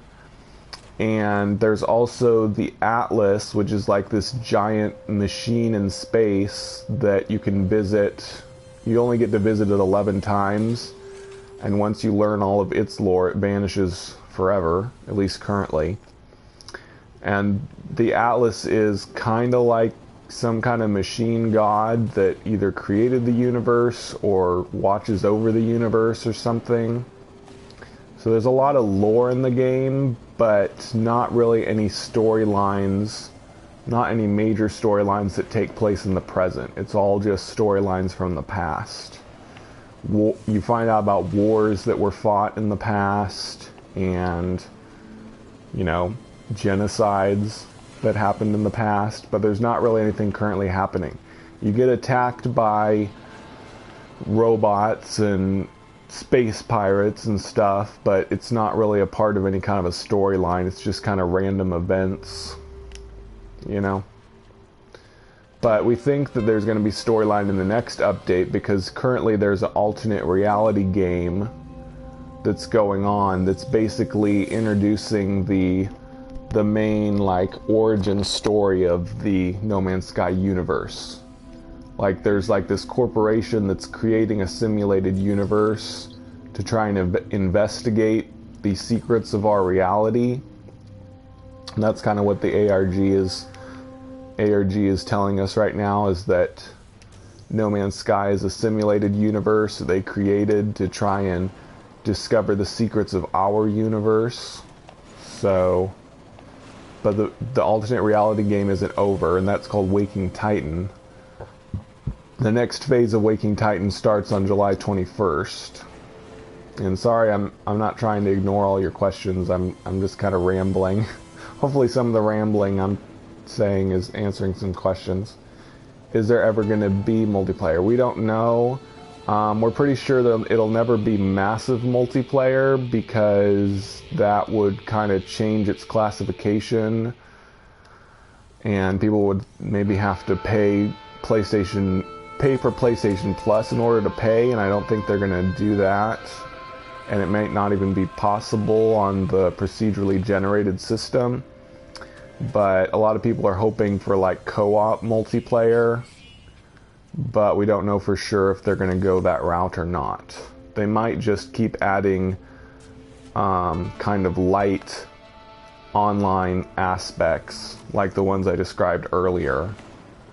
Just naming things, sending messages to each other, being able to visit each other's bases and stuff and such. So they may never have any simultaneous multiplayer, but that remains to be seen. Nothing's been confirmed.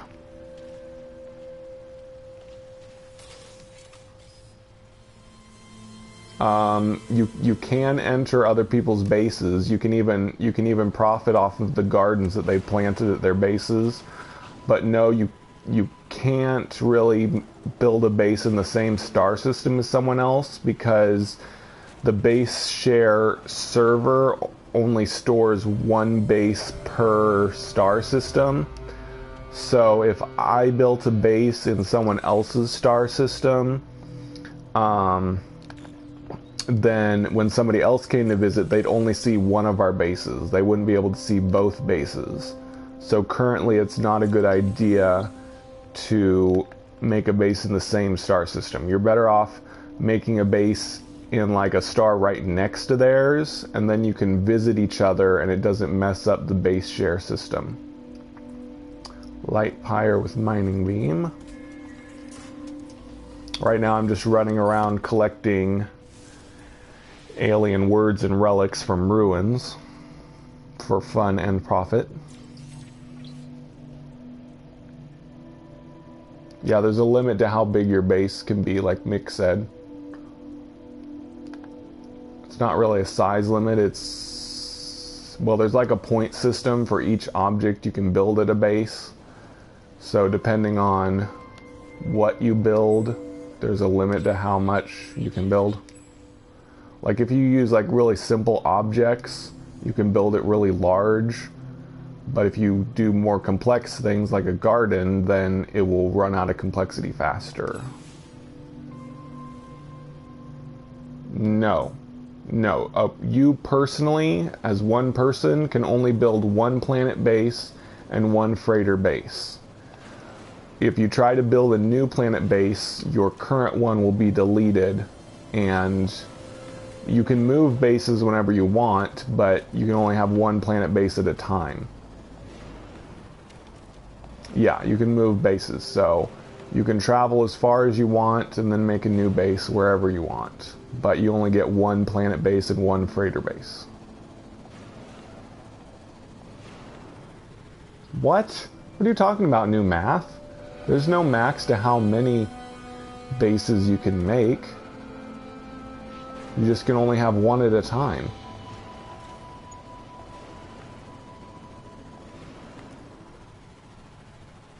I've never run into any kind of wall. I know in my... I don't know how many times I moved base in my other saves, but I never saw a limit to how many bases you can make.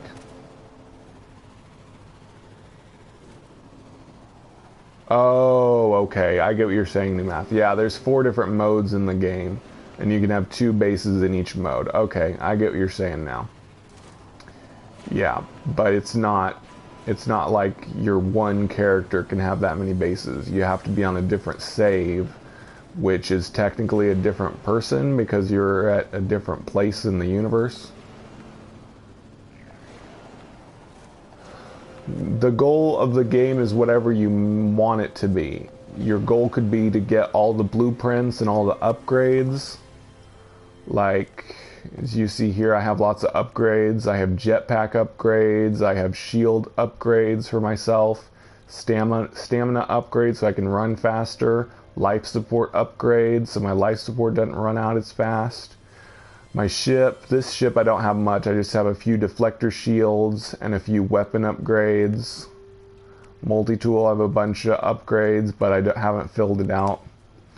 So your goal could be to collect all the blueprints and all the upgrades. Your goal could be to just travel and discover a whole bunch of stars and planets. Your goal could be to make a really awesome base. Your goal could be to collect all the words, which is what I'm doing right now. I'm traveling to ruins, collecting words, and also getting some relics that I can sell to NPCs. And there's also kind of some built-in goals that you can have. Oops. These are the milestones. This is how many steps I've traveled, 734,000.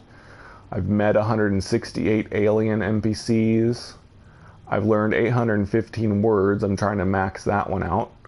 I've earned 31 million game dollars. It's called units. Units are the currency in the game. So I've earned the max I've ever earned is 31 million on this save. I've destroyed 261 starships. I've destroyed 440 sentinels. Those are the annoying little robots that attack you if you destroy too much. I've survived for 25.8 days, basically, on extreme condition planets. I've warped to a different star system 484 times. And I've scanned all of the creature species on 17 planets. So there's kind of a list of different things that you can do, and it shows how much you've accomplished in the game. There's no ultimate goal. There's no way to win. You don't come to the end. It's just an endless journey. You can also travel to the center of the galaxy, but doing that will just put you into a new galaxy and start your journey all over again. Which I've done before on other save files, but on this save file I'm just staying in the first galaxy and interacting with other players at a place called the Galactic Hub. It's an area where lots of players have gathered discovered all the stars and interact with each other in different ways. And there's lots of different hubs popping up all over the first galaxy, so there's getting to be a lot more opportunities to interact with other players.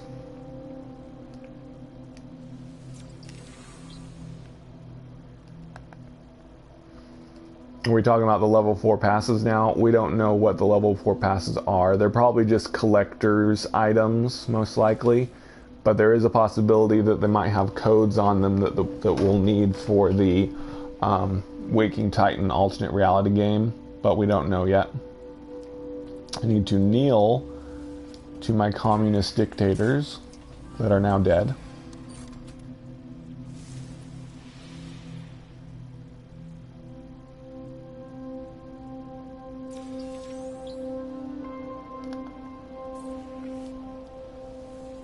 We don't know what they're adding for sure. Hello Games are very secretive ever since the game first came out, and there was a lot of backlash because people claimed that they lied about a bunch of features that weren't in the game. Hello Games went silent and stopped telling us what they were working on. So they've just, for the past 2 updates, they've just dropped the updates unexpectedly and said, okay, here's the update, this is what we did, and didn't tell us what they were going to do. Now, this is going to be the 3rd update that's coming up. This is the first time they've done a special marketing thing. They're doing the alternate reality game and kind of building up excitement, but they haven't really told us anything for sure. The only feature we think is coming is portals. Portals were hinted at the beginning of the alternate reality game, so it's pretty much for sure that portals are these giant ruins that are in the game but they don't do anything. So we're pretty sure that they're going to finally activate those portals, but we don't know where the portals are going to lead to or what they're going to do. So again, it's all kind of shrouded in mystery, and really that just makes it more exciting that we don't know what's coming, and we just have to wait and see what's next. The game has been out almost a year. August is the 1-year anniversary. So basically, Waking Titan alternate reality game is the 1-year anniversary event that they're putting on for us. So I definitely suggest you go to csd.atlas-65.com and sign up for the Waking Titan ARG if you want to be in on the prizes and news about it, if that's something you're interested in. So here's a good example of something you can explore for. I found giant flying crabs on this planet. Some planets will have really weird creatures like this. This planet's got giant 4-eyed flying crabs. Sometimes you'll find really cool giant dinosaurs and stuff. Or just things that are totally weird like this. And that was photo mode I was just doing. Another thing you can play for is just to take lots of pictures with photo mode or whatever. Well, I told you, No Man's Sky is... I don't know. I mean...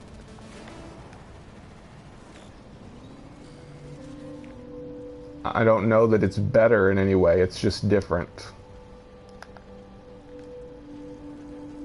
It's just whether its flavor of gameplay is your preference or not.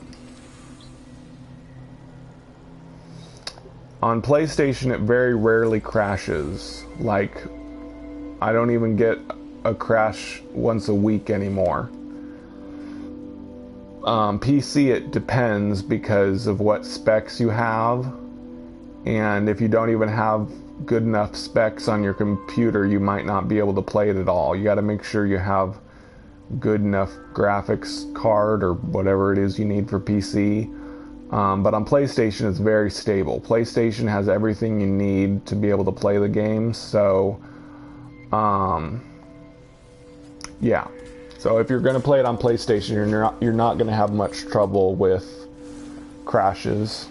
There are occasional glitches and weird stuff that happens, but for the most part, PlayStation is very stable.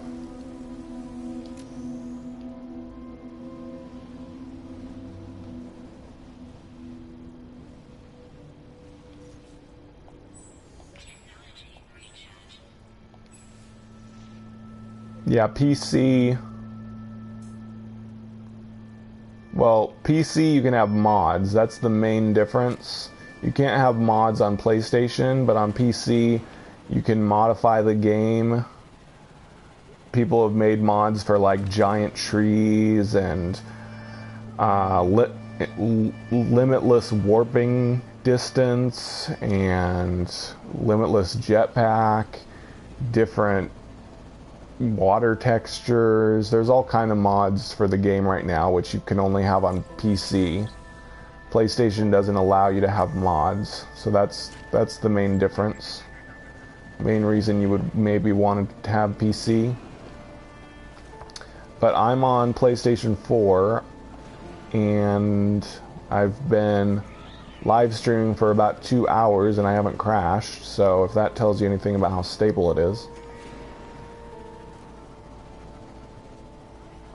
You can only warp to a star. You can't warp into the middle of nowhere. The galaxy map is basically you select stars. You can't select empty space. You select stars to warp to. That's how it works.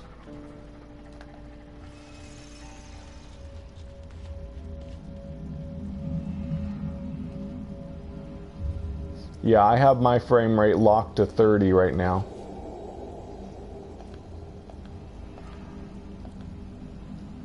Right here, frame rate lock is on, which locks it at 30 FPS. And there's PlayStation Pro support, which helps you to get 60 FPS or whatever. Do you think they'll add space building? I don't know. Like I said, Hello Games is very secretive now about what they're working on, so they haven't given us any real info on what is gonna be coming. You're just gonna have to wait and see what comes next.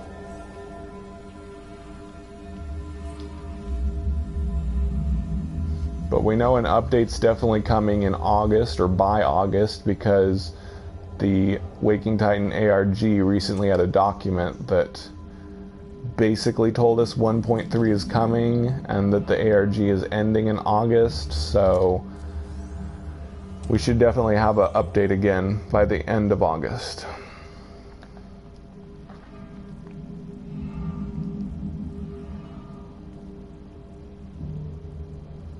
It's actually, I've heard it's really easy to remove the base complexity limit on PC. There's like one file that you just alter very easily, and you can have unlimited size on your base. It makes it laggy and unstable, of course, but you can do that on PC. I have been to that monolith, so I'll go to a ruin instead.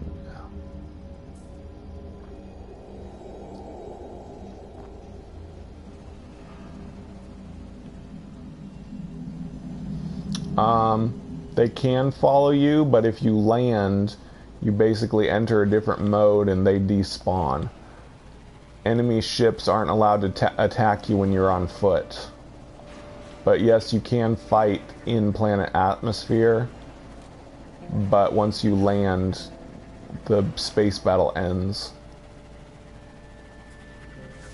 No, NPCs don't land on the ground. They don't move around on planets. You can find NPCs in buildings, but they never walk around on planet surfaces. They just fly in ships or sit around in buildings. Yeah, their ships can land on trading posts, but they never get out of their ships and walk around. they can be sitting around, but not walking around. They might change that. Who knows? It's one thing people would like. It's like one of the most requested things other than multiplayer is NPCs that move around on foot. Of course, planet variety is another main thing people ask for, including myself. I'd just like more types of planets than we have now. Nope. Sounds like you've been reading the notes from before the game came out, Sci4. No, there's no AI that learns from you, really. All the AI in No Man's Sky is very basic right now. NPCs are basically vending machines that spit out text puzzles that you can get rewards from, and creatures just have one of two AI. Either they're passive and they run from you, or they're aggressive and they attack you. And all Sentinel robots use the same AI, where they just patrol around scanning things. Well, actually there's two. There's normal Sentinel planets where they scan things and they attack you if they see you destroying things.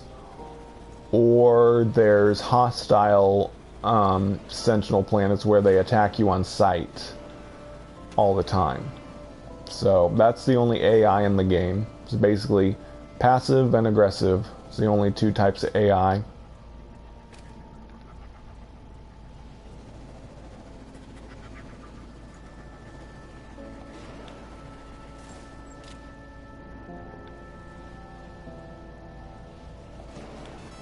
Yep, there's a lot of things in the interviews that didn't make it to the original release of the game. But they're working on adding stuff in.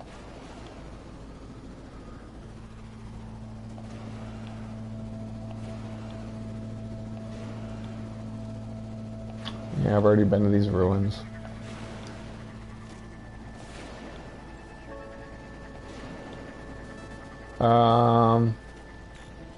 You can't really make warp fuel. Whoa! Oh darn it! You can't really make warp fuel without landing on a planet. Yes, you could just float around in space, but it's not really a very interesting play style. And I've already been here.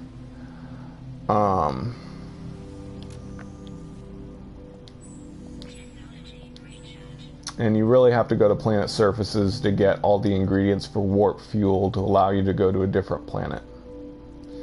So, I guess I'll go to more abandoned buildings.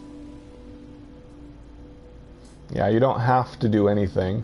There's all kinds of different play styles you could play, but there's some play styles that really wouldn't be interesting or exciting, and just floating around in space is one of them. You could mine in space all day, but you really wouldn't gain very much other than iron and some other elements. And you'd also fight a lot of space pirates that would attack you.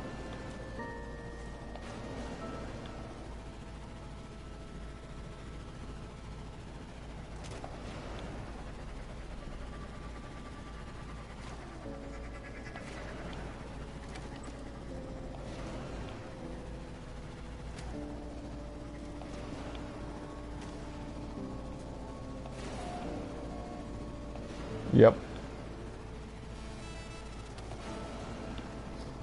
Some people also like to attack freighters in space. You can get a lot of loot that way, but you get a wanted level and you have to run from the Sentinel ships that will attack you.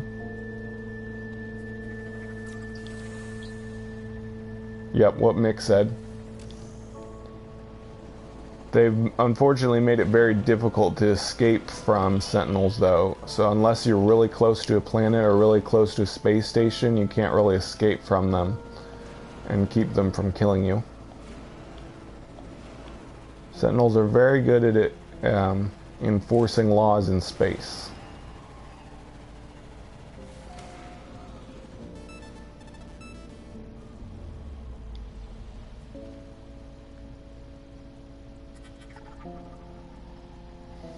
There are 7 different types of planet: dry, lush, radioactive, toxic, hot, cold, and empty. And within those 7 types of planets, they have different variations of plant life and animals and buildings and so on. But after you've played for a few months, you can kind of recognize each type of planet, and they don't seem too different. But that's one of the main things I want them to add, is more variety to the game. More assets for animals and plants and new planet biomes and so on and so forth. Yeah, I've been playing for No Man's Sky for almost a year now, and I haven't run out of things to do. You just kind of have to make your own fun, figure out what goals you want to have. And there's different modes to the game now. There's normal mode, survival mode. Normal mode is kind of the chill exploration, and then survival mode is higher difficulty, harder to survive on planets. And then permadeath, which is the same as survival except everything's wiped when you die.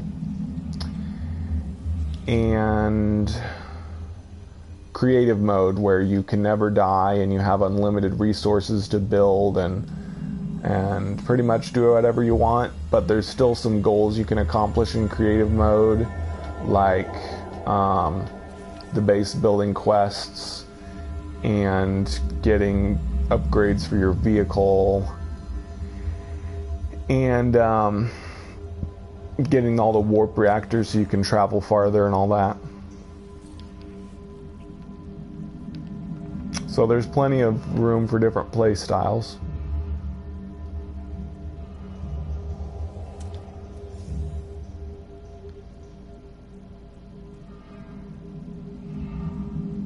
Yep, it's whatever you want to do, it's your money. I personally prefer No Man's Sky over all of them. I tried Elite Dangerous and didn't like it at all. I can't get Star Citizen, but yeah, I definitely prefer No Man's Sky, I think.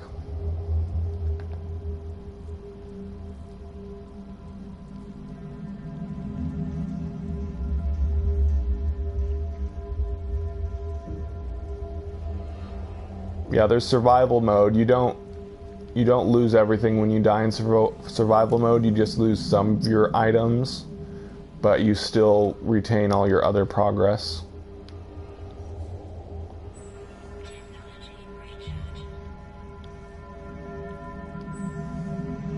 And then normal mode is kind of the most popular. It was the original mode before there were any other modes. Normal mode is what I'm on right now. It's pretty chill and relaxed, not very challenging or anything.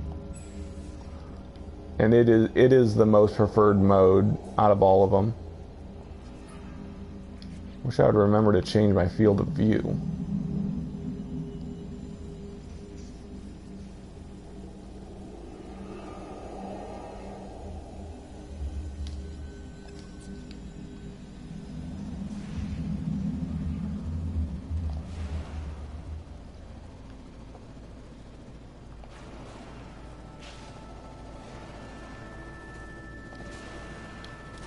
Well, ambient mode might be a different mode that they're working on. There's stuff in the files from the Pathfinder update that might mean that they're going to add ambient mode soon, which should be different from creative mode.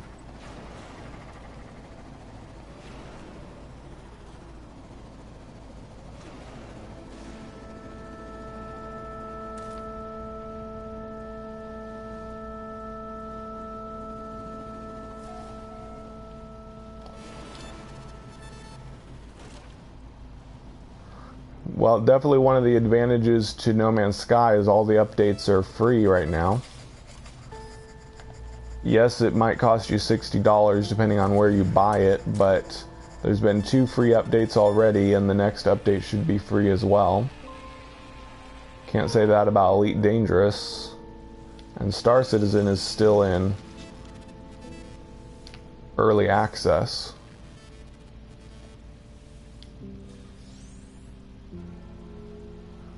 I've never died in my exocraft, so I don't know new math.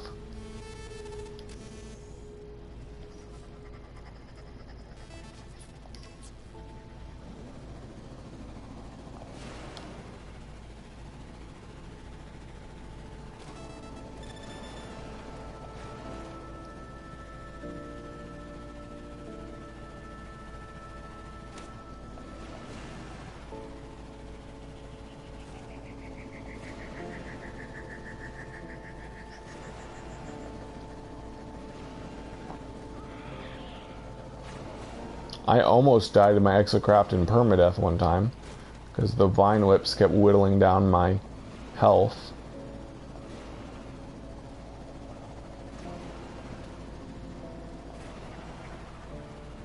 Yep, I mean, if you've been watching this stream, you might have noticed that it's changed from day to night several times since we've been talking.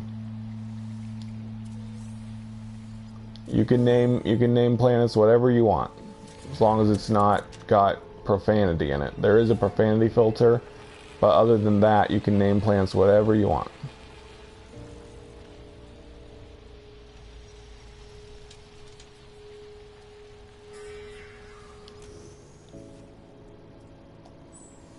Oops. What? Oh.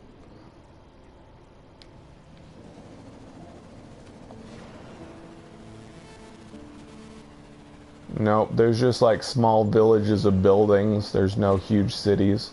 And in fact, in a pre-release interview, Sean Murray said that cities were not a plan he ever had for the game. He didn't want it to be like a Grand Theft Auto or any other game that has cities in it. He wanted it to be more being on like the edge of the frontier and being out in the middle of nowhere and such. He didn't really want it to be about cities and highly developed areas. Yep, no problem, Safe 4.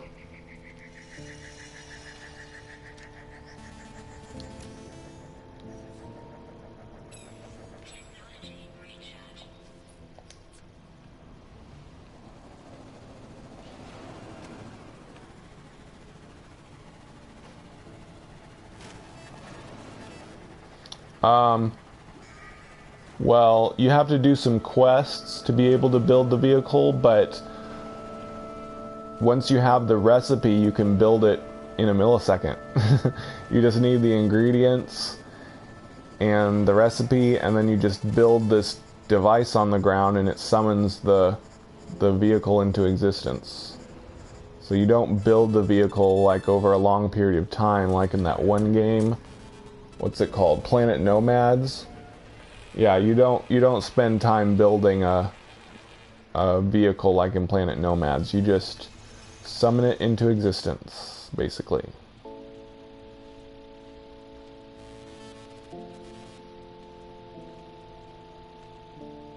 Yep, it takes you a few hours to get the recipe, but then once you have it, it's very easy to get.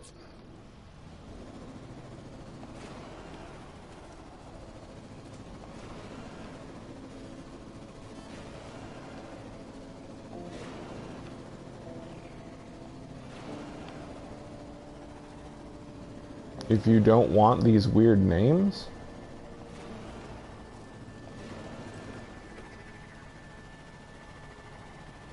you can name stuff whatever you want. If you discover it, you get to name it. It's up to you.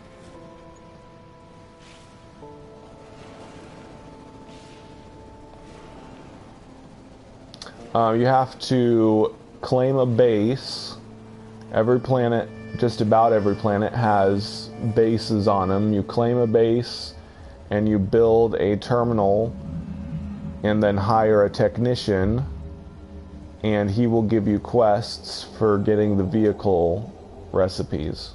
Oh no, got that stupid glitch. This is the glitch I was talking about. Whoever asked earlier, this is the glitch. You get out of your vehicle and it ejects you into the air. To fix it, I can just load a save and it'll get rid of that glitch.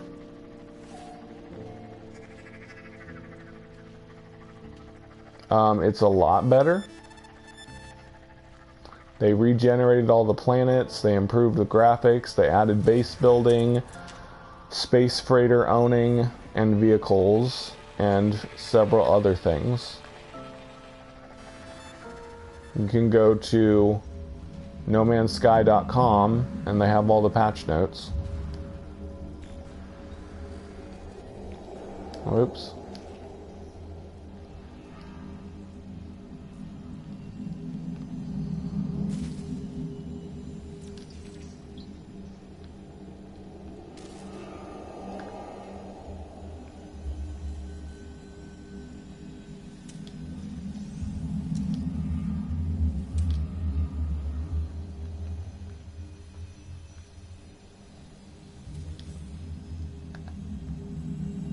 Yep, there should be a new update by the end of August.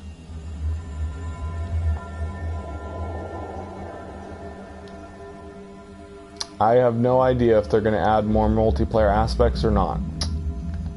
All we know is that portals are probably coming. That's the only feature that we know or are almost sure, totally sure is going to be added. Hi, Samuel. Goodness, I'm getting quite a bit of loot. Oh yeah, I have to load a save to fix that glitch.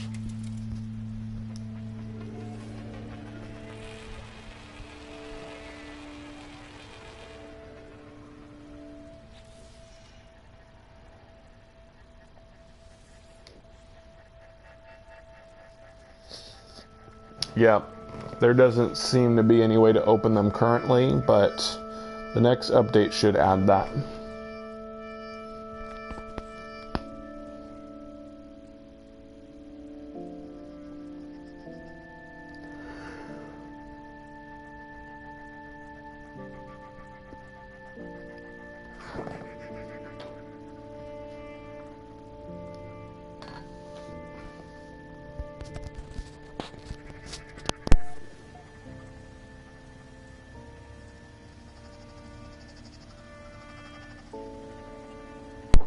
I suppose it's a bit shameful that it took them a year to finally add portals, or add functional portals, but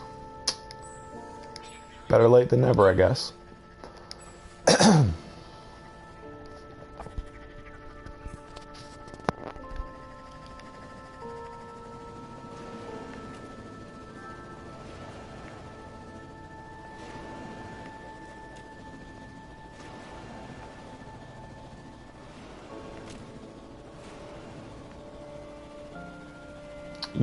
You lose your base if you go to the center of the galaxy, but I would say going to the center of the galaxy is the one you shouldn't bother doing. Building a base has too many advantages, but I mean, it takes you like a week or more to get to the center anyway. So actually getting a base, there's a way you can build these devices that give you ingredients for warp fuel. So building a base would help you get to the center as well, because you can just go back to your base over and over, get warp fuel to help you get to the center. But currently there's not a lot of reason to go to galaxy centers. They just put you in a new galaxy. You're better off going to one of the hubs to interact with other players through communication stations and visiting their bases and so on and so forth. That's been a lot more rewarding for me rather than going to galaxy centers. It's just a big grind to go to the center and there's no real payoff. So you're better off making a base and exploring around just in the first galaxy. There's more than enough stars in the first galaxy that we'll pretty much never even explore all of it. The other galaxies are just to make it true that the universe is infinite, or near infinite, so infinite that the human race could never discover all of it. But yeah, you're better off just staying in the first galaxy.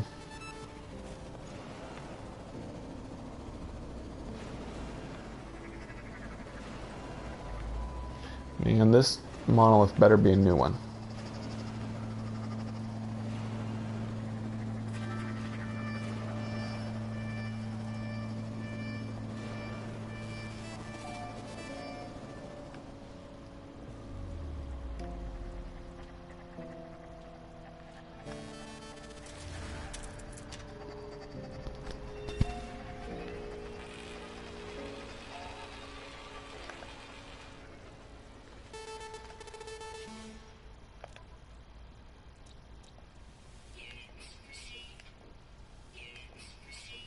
Yes, other players can visit your base. Oh wait, are you asking if I can show my base? That's not really in my plans right now for this live stream.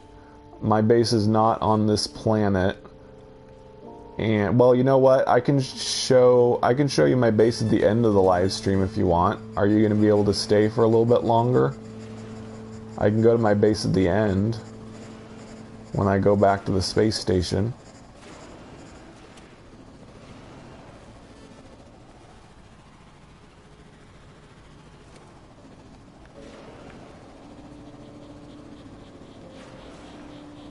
Okay.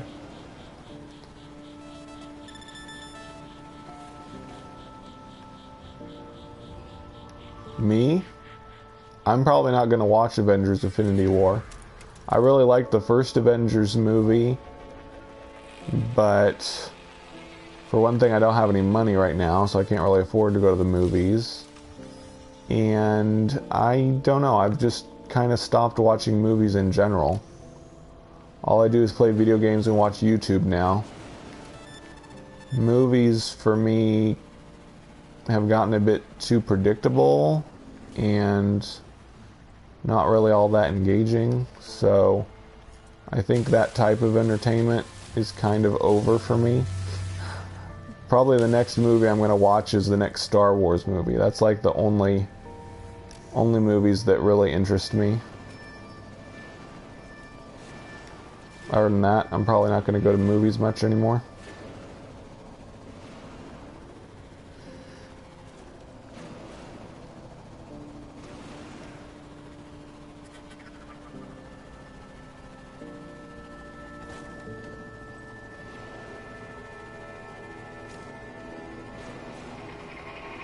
Oh, cool.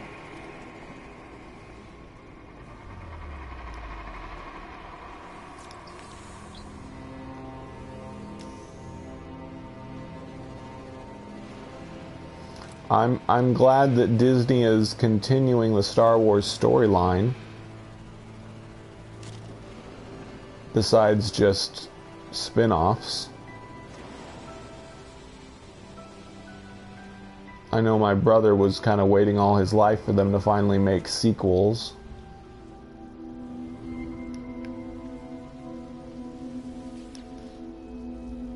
And I'm kind of a fan of Star Wars now, too.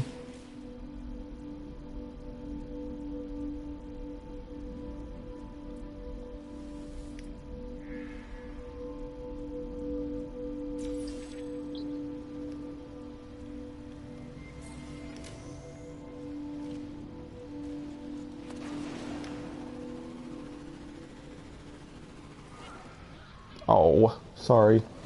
Ah! I just can't stop massacring those poor hippo things.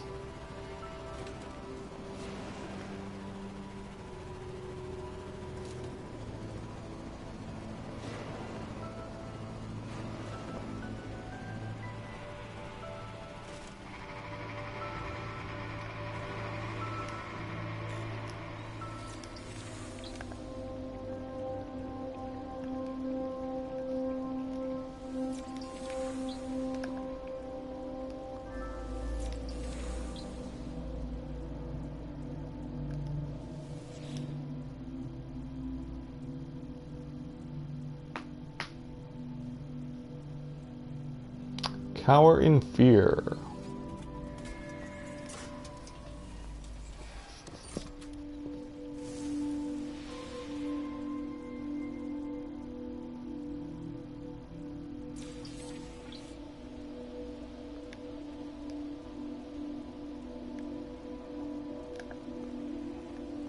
Okay.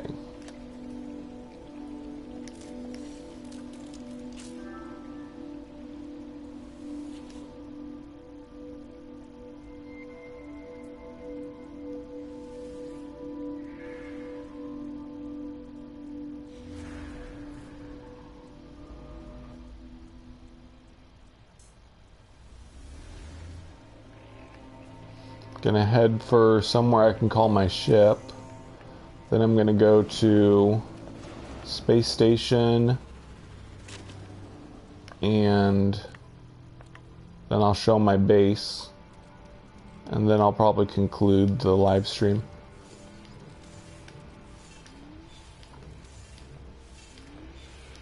Lots of loot today.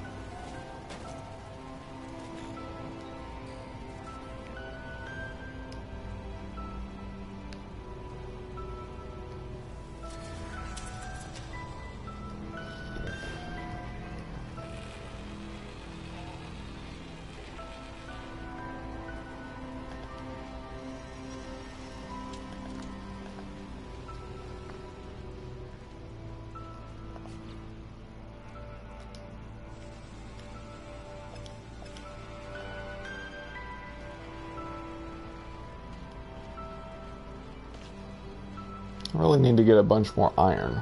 I'm gonna go grab some.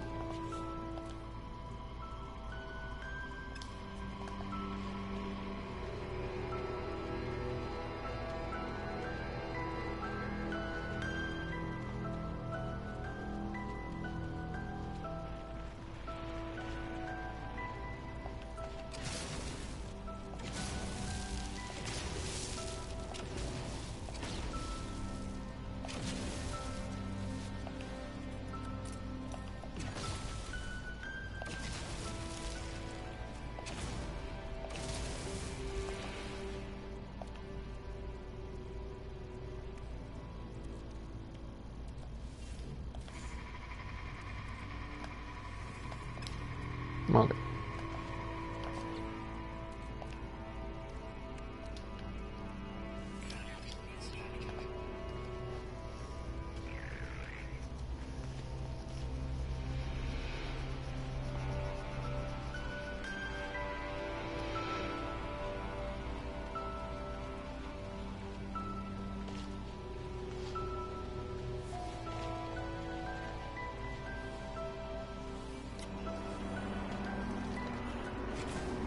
Oops.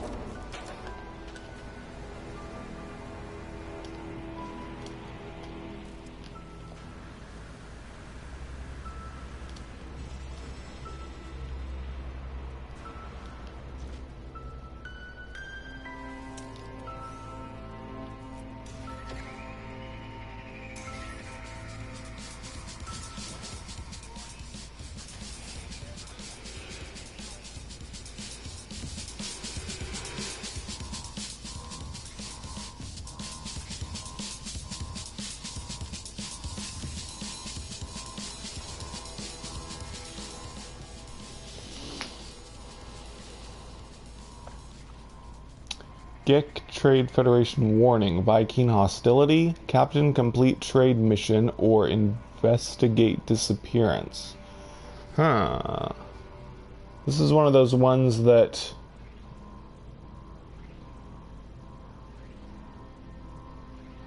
I'm not sure if it matters which I choose, but I'm just going to select trading destination.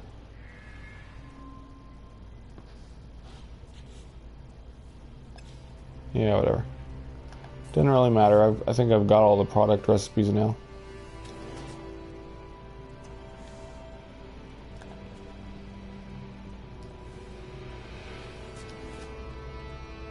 Man, 2 hydroponic rooms.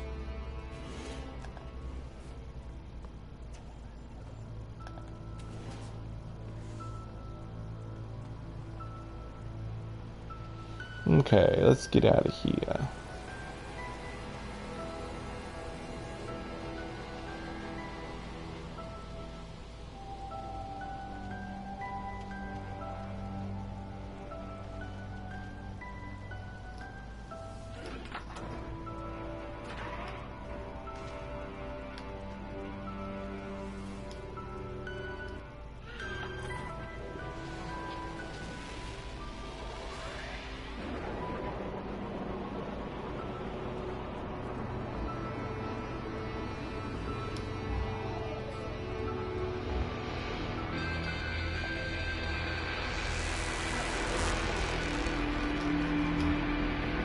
So, is the person that wanted me to visit my base still on here? Was that Aiden that asked?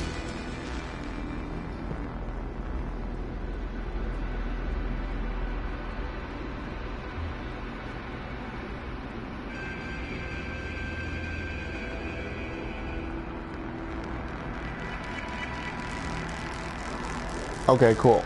I'm gonna run to this space station and use the portal to go back to my base.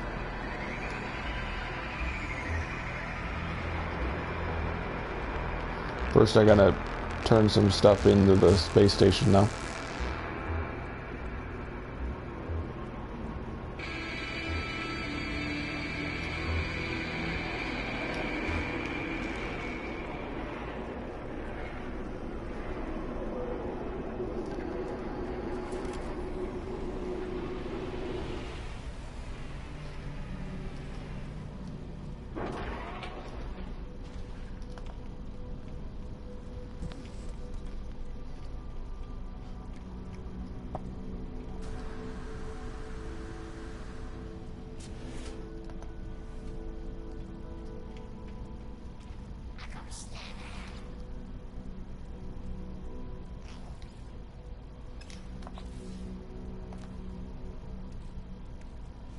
Oh, no.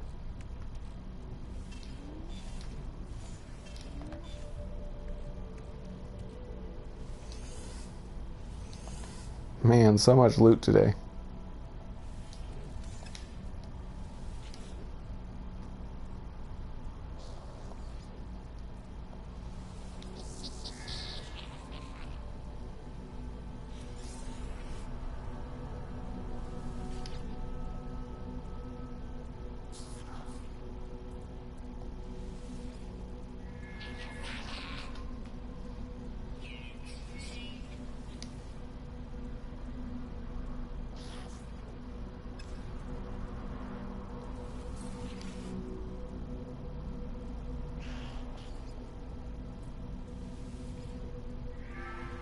Oops. Wasn't even paying attention to what I was doing.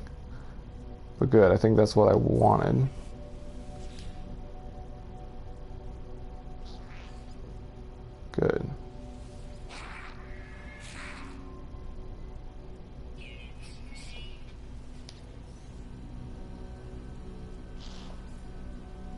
Nope.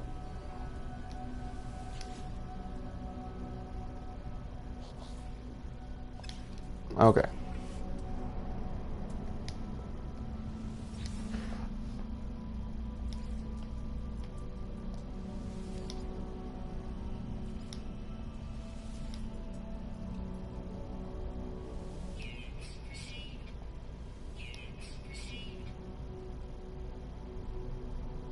Yep, I got nanites and money for turning in the relics. Yeah, all the relic ones give you good stuff. The other items don't give you anything but standing. But Gek relics to Gek will give you nanites, which you turn in for blueprints, or they give you money.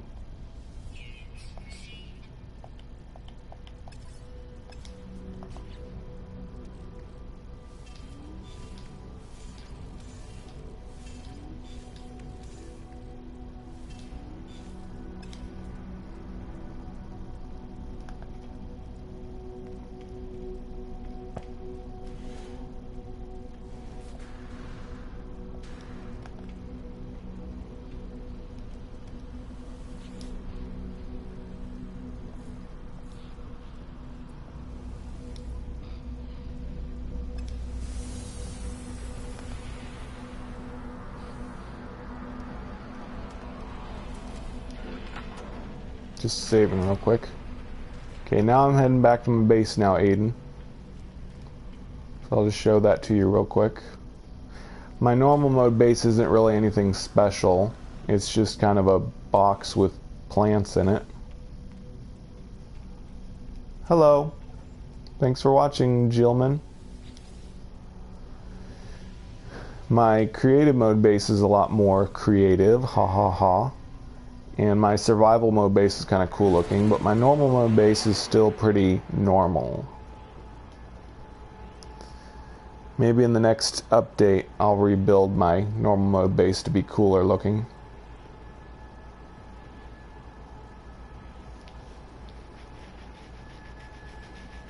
But it's a very profitable base. I've got it set up with lots of nip buds to harvest.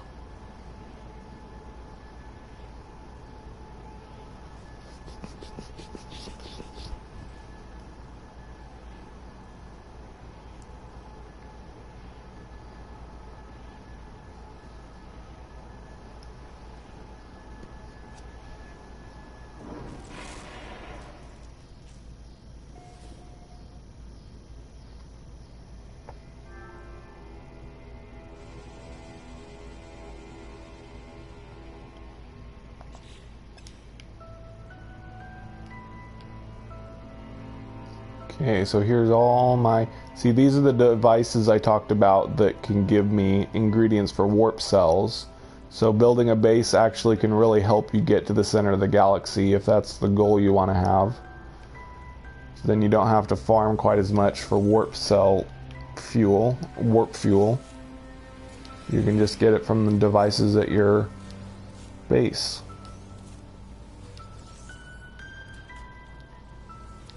I'm going to go ahead and harvest all this so you can see all the money I can make from base building.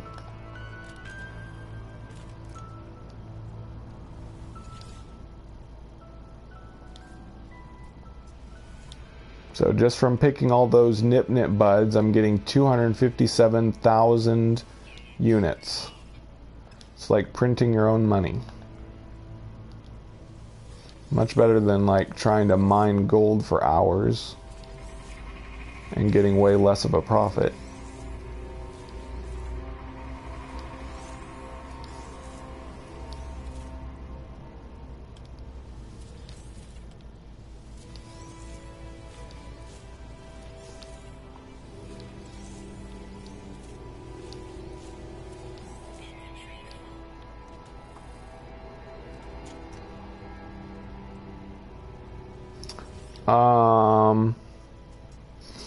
Have you've got all three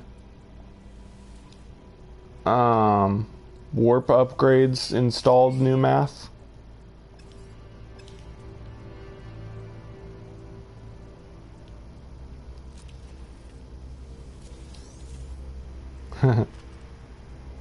Yeah, that'd be cool, Aiden.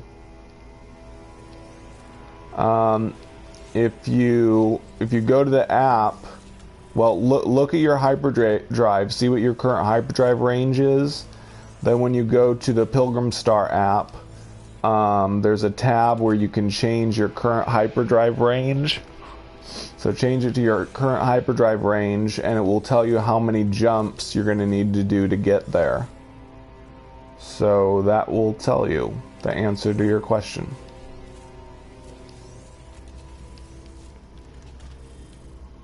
See, I've got this little courtyard in the middle of my base, but it's pretty much just a big rectangular box.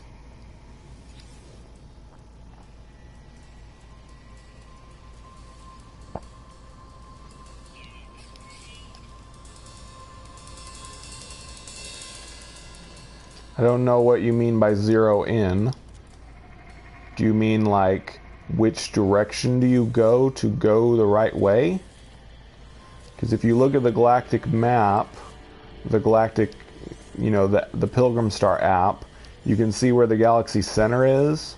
So on the galaxy map, look at the galaxy center and then turn in the direction that the hub is in relation to where you are and where the center is, if that makes sense. That's how you have to navigate. You're basically using the galaxy center like a North Star to know which way you're going. Thanks. It's pretty simplistic, but gets the job done. It's pretty much just like a big warehouse. That's what I should call it. I call it the Spacing Guild Visitor Center. I'm going to change it to the Spacing Guild Warehouse.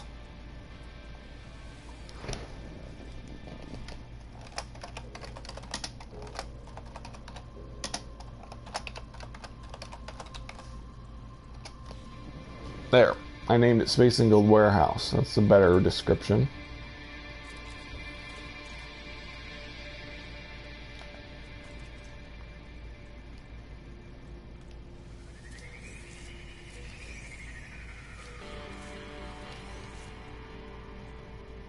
Oh, I did miss one.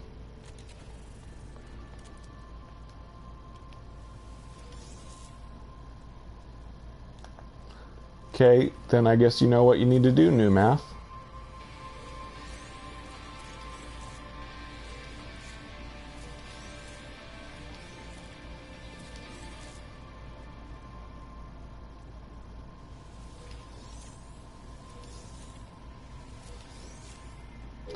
Wait, are you saying that you're like super duper close, new math, and you can't find Rento?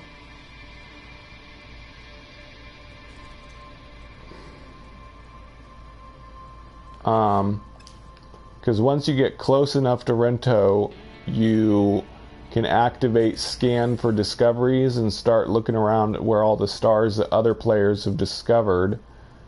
And eventually, if you keep looking, you should find the Rento-Synergic Expanse, or Zola 4-Way, which is where the Spacing Guild is.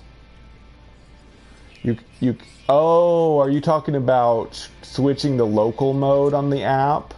Yes, you can switch to local mode on the app. There's a button you push to switch to local mode, and it will zoom in. That must be what you're saying.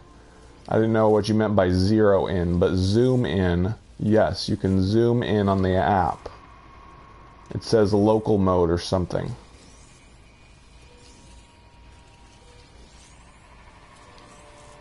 Yeah, you've still got quite a few jumps then if you're 20,000 light years out. But it probably looks like you're really close on the map. But until the yellow dot and the green dot are like covering each other up, then you're really not that close. If you can still see both of the dots, then you've still got a little ways to go.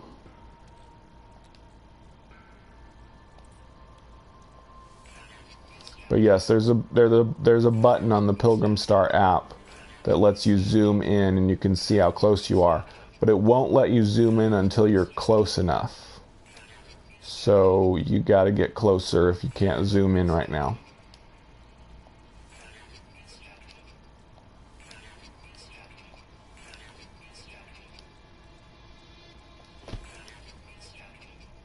I have no idea where you are, New Math.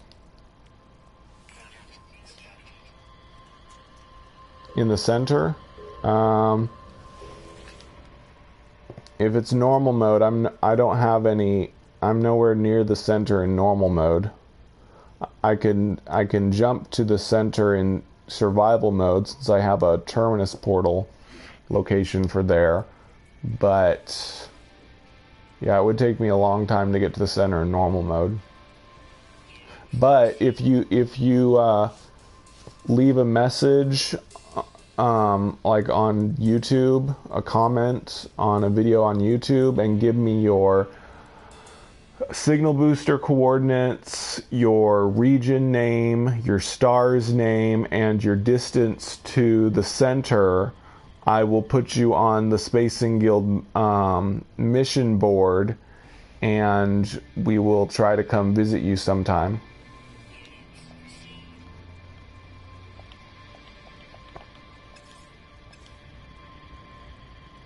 Are you on PC, hippie? Okay, so here's the outside of my base. Like I said, it's just a big rectangle. And of course my beautiful planet with purple grass and green trees. I definitely like that part. But yeah, I think I'm definitely going to do some new building once the next update hits. So I would like something different. Kind of getting bored with this base, but it's a task for another day. So if you're on PC, hippie, then you probably need some more spec optimization or something. But if you play on PlayStation 4, it should always be a pretty stable gameplay experience.